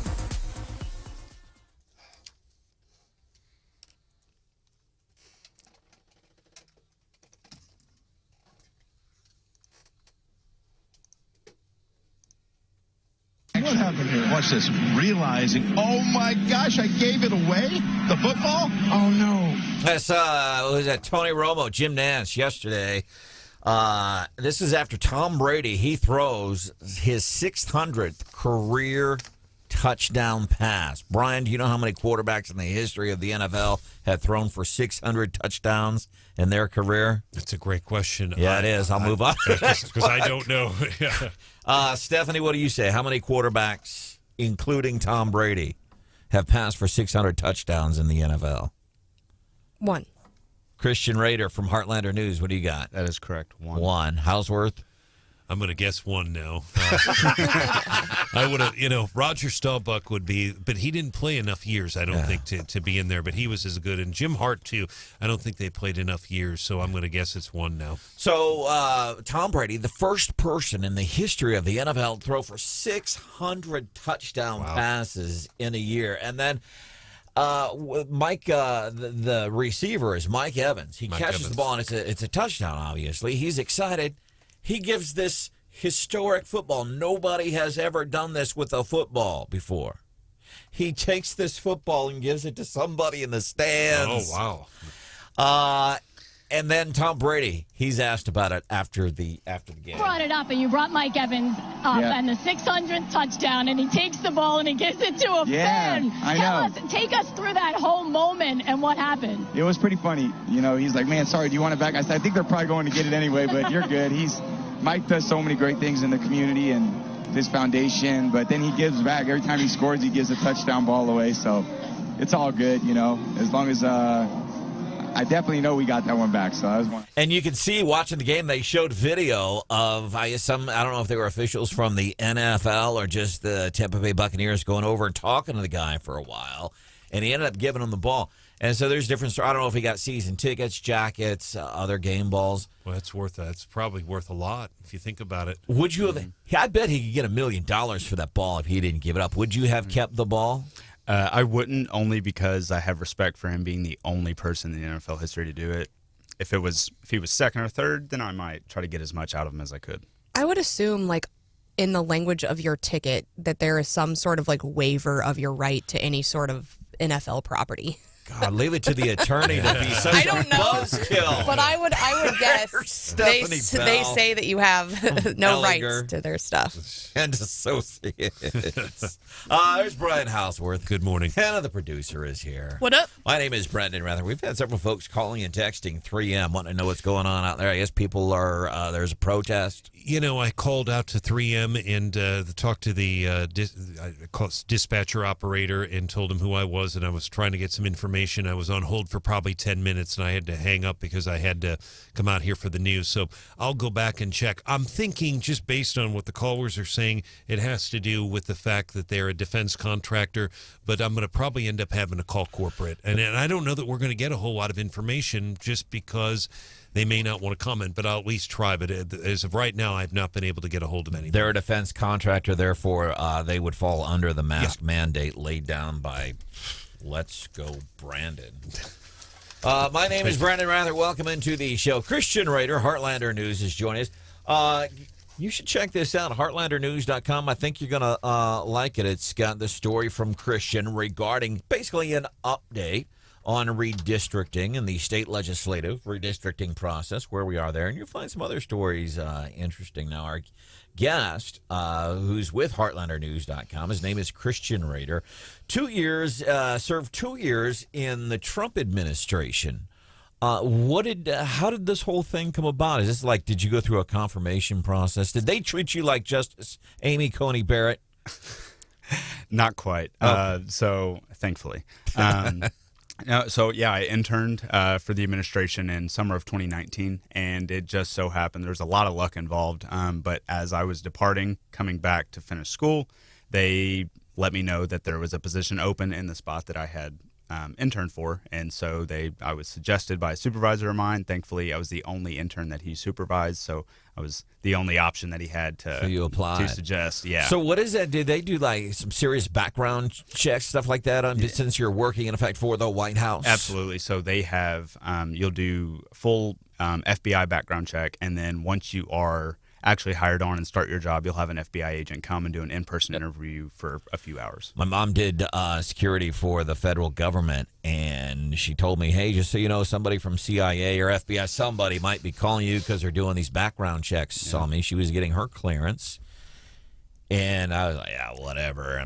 And sure enough, they called one afternoon, I think in the middle of happy hour at OTC, which was a bar called On the Corner Bar in South St. Louis off of Morgan Ford Road. Worst thing ever. So what was your responsibility? What did you do in the Trump administration? Yeah, so our office, we handled the replies that got sent out to the American people. So if you wrote in saying you brought up a concern with getting your Social Security or getting your unemployment benefits, we would forward that on to the appropriate agency and make sure that it gets taken care of, and then follow up with a response to you saying, hey, we forwarded it along, call this number if you need any help, visit this, and so on. So like constituent services, that's so interesting. So when I interned in the state capitol, that was my job, and you really learn a lot because people write in about all different things, and so I found it fascinating. It's very fascinating, and we had you get to see the issues that Americans care most about because you see the volume of, say this is 3 times the value of anything else. The Second Amendment was a big thing for a while, and so you really get to get a feel of the American people's concerns. What did you get in your 2 years working in the White House, working in the constituent services? What is it people were concerned about? A lot of it was Israel or military based. There was a lot of things going on, especially I believe before I got there, he relocated the capital of Israel to Jerusalem. And Second Amendment was always a thing because I feel like from the opposite side, on the Democrat side of things, there's always those talking points of coming after him, no matter what time of year or who's in office. And these are letters and correspondence from just people like me, just American voters. And when you were there, that was one of the big things. There were Israel, Palestine. Mm-hmm. Yeah. Well, and that's also another thing, though, is that it was from, anyway from teachers or whoever, just normal citizens, all the way up to past presidents. I know former President Jimmy Carter wrote in quite a few times. All kinds of people come through our office. Jimmy Carter was writing letters to President Trump? He was, and he was a lot more cordial and polite and behind closed doors than he was when he's in front of a camera. What, did you have to read the stuff, or did you just have to make sure there's no white powder in these letters? So that was the stage before us. Thankfully, they were all safe and cleared, good to go. We had to read everyone and make sure that they got a reply if they warranted it. Some of them were a little out there, but... So how do you decide? Because we talked about this one day, like where you're an elementary student and you like write to the president, and sometimes they reply and sometimes they don't. So how do you decide like who gets a reply and who doesn't? So it really comes down to the who's in office and the priority that they put on their constituent services. So I've heard that some people said that they wrote President Obama 50 to 100 times over his presidency and never got a return. And then that same person has said that they've wrote President Trump or formerly President Bush less than 5-10 times. They got a reply each time. So it really depends on the priority and how many staffers that you give to that office to make sure that they are getting the appropriate workforce that they need, and we were the biggest office in the White House. If you are looking, if this thing at heartlandernews.com doesn't work out for you, which I'm pretty sure it will, there's some local school districts could use somebody like you, because we have school districts. We have people on school boards that aren't responding to parents' emails or not responding to voicemails. So then they're going to school board meetings and saying, hey, I have this question. You're not answering it in emails. And then these people, they're getting shut down because it's being, I don't know what the foul and. Well, it was equated to domestic terrorism, according to the National School Board Association's letter. So, and in most, what we're heard of this morning from a parent Southern Boone School District. We know it's happening in the Columbia Public School District. These people are not responding to parents. You have your experience in this is the epitome of what these school districts should be hiring right now. You should hire. I know people at Columbia Public School Board District right now are listening. I know we had this woman get shut down at a meeting 2 weeks ago because she had questions about unanswered email. Solution-based. Christian Rader is the solution for the Columbia Public School Board.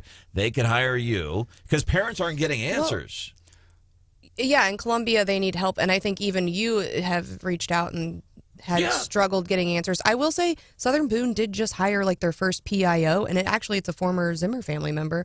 And so I'm seeing a lot more on social media, a lot more about the meetings, just a lot more publicity about what's going on. You know, we have room for improvement, but I take umbrage with the comparison of Southern Boone to Columbia because they are two totally different things. But anyway, but yes, I do think, I think it's something we are all people, there's a lot of room for improvement, but Southern Boone is, I think, headed in the right direction. And if you were watching Wake Up Columbia on 93.9 The Eagle live on YouTube, you can now watch Wake Up Columbia on YouTube. You would have seen Stephanie and I fist bumping there. That's some of that behind-the-scenes info that you get when you watch the show. So you have your smart TV at home, turn on your smart TV, put YouTube up there, and you can watch. And you get all the day's news and local opinion and all that good stuff. So, like, your favorite story working in the White House, Christian? I would go with when the Blues in 2019 won the Stanley Cup. I had just started. I was working there maybe 2 months when they finally got their date to come and visit. And so I spoke to a friend of mine that I knew had some kind of hand in the orchestrating of their Rose Garden ceremony. And since it was a closed event, thankfully I did speak to him, and I was able to get a ticket for myself and my mother, who was visiting D.C. at the time. Got a picture with my favorite player, Jordan Bennington, who I also had his jersey on at the White House. So he picked me out of a crowd, and that made me feel good. So was there anything that you didn't like about the job? Like you say, it was great. I worked in the White House, constituent services, got to see what people were writing to President Trump at the time. But is there something like in the mundane 9 to 5 aspect of it, like, God, I hate stamping letters. I've stamped 397 letters today. I would say that there is no mundane part of it because it's never routine. You never knew what you were going to walk into work some days. It decently on throughout my time in the presidency, they had to put up gates over the surrounding White House limits because people were rushing in or protesters were getting too aggressive, and you never knew what happened. We had staffers get accosted and assaulted just for having a badge, going to get their lunch or whatever. So you did the mailbag and security. Personal security of my own self. Hey, you want to come back and hang out with us sometime? Yeah, I'd love to. I would love to, too. I just don't know what Stephanie and Hannah are going to say. I'll talk to them after the show and say, hey, what do you think about this Christian dude? I'd like to have him come back in. Ultimately, they're the bosses. Of course. We'll see what we can do for you. Check it out. Christian Rader, specifically the article that we're highlighting today, the update on the redistricting process on a state level, heartlandernews.com. Christian, nice to meet you in person, man. Yes, sir. You as well. And I appreciate it, as always, having me on. All right.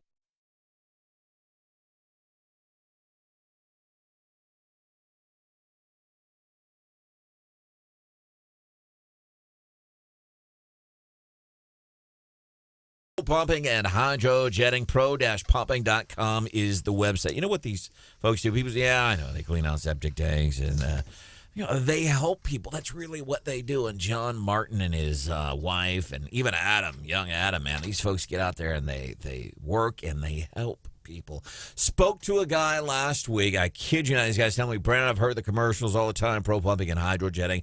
Call Pro Pumping and Hydrojetting now. Get put on a program so that way you don't ever have any emergencies. If you put them on a regular maintenance program, ideally they'll catch, if you have any major problems, you catch them before it becomes a major problem. This guy had been listening. I've heard the commercials, Brandon, and it happened to me. He said, please tell people don't be like me because, yeah, it was a mess. It was foul. It was smelly, and it cost a lot of money. Get put on a regular program now with the folks from Pro Pumping and Hydrojetting. Pro-pumping.com.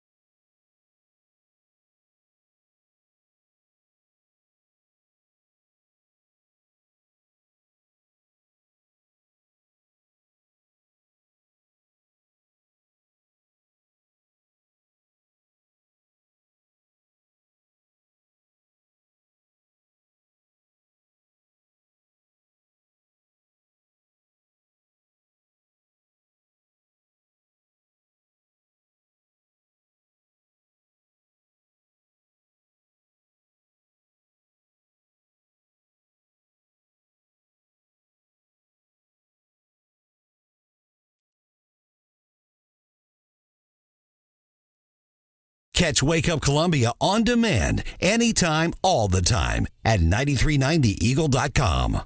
He says Thursdays are normally called something called Thirsty Thursday.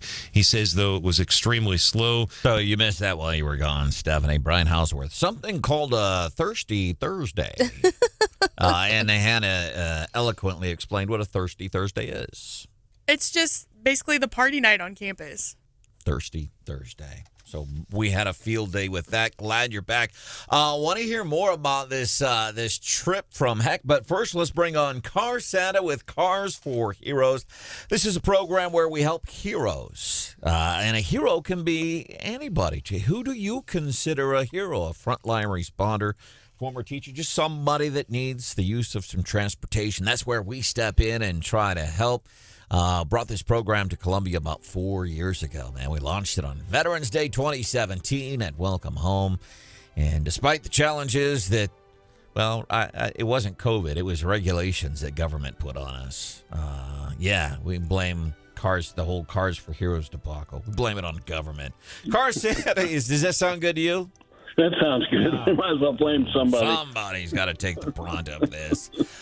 It's an amazing program for well over 25 years. Car Santa has been doing this, and we wanted to highlight a hero today that epitomizes what Cars for Heroes, what the program is about. Absolutely. I got a letter or an application, actually, from Stephanie, and she was putting it in for her ex-husband, Jared. Now, Jared, just to give you a little history, was in the reserves, came out in E5. He was in Iraq, Baghdad, and surrounding area in 2003.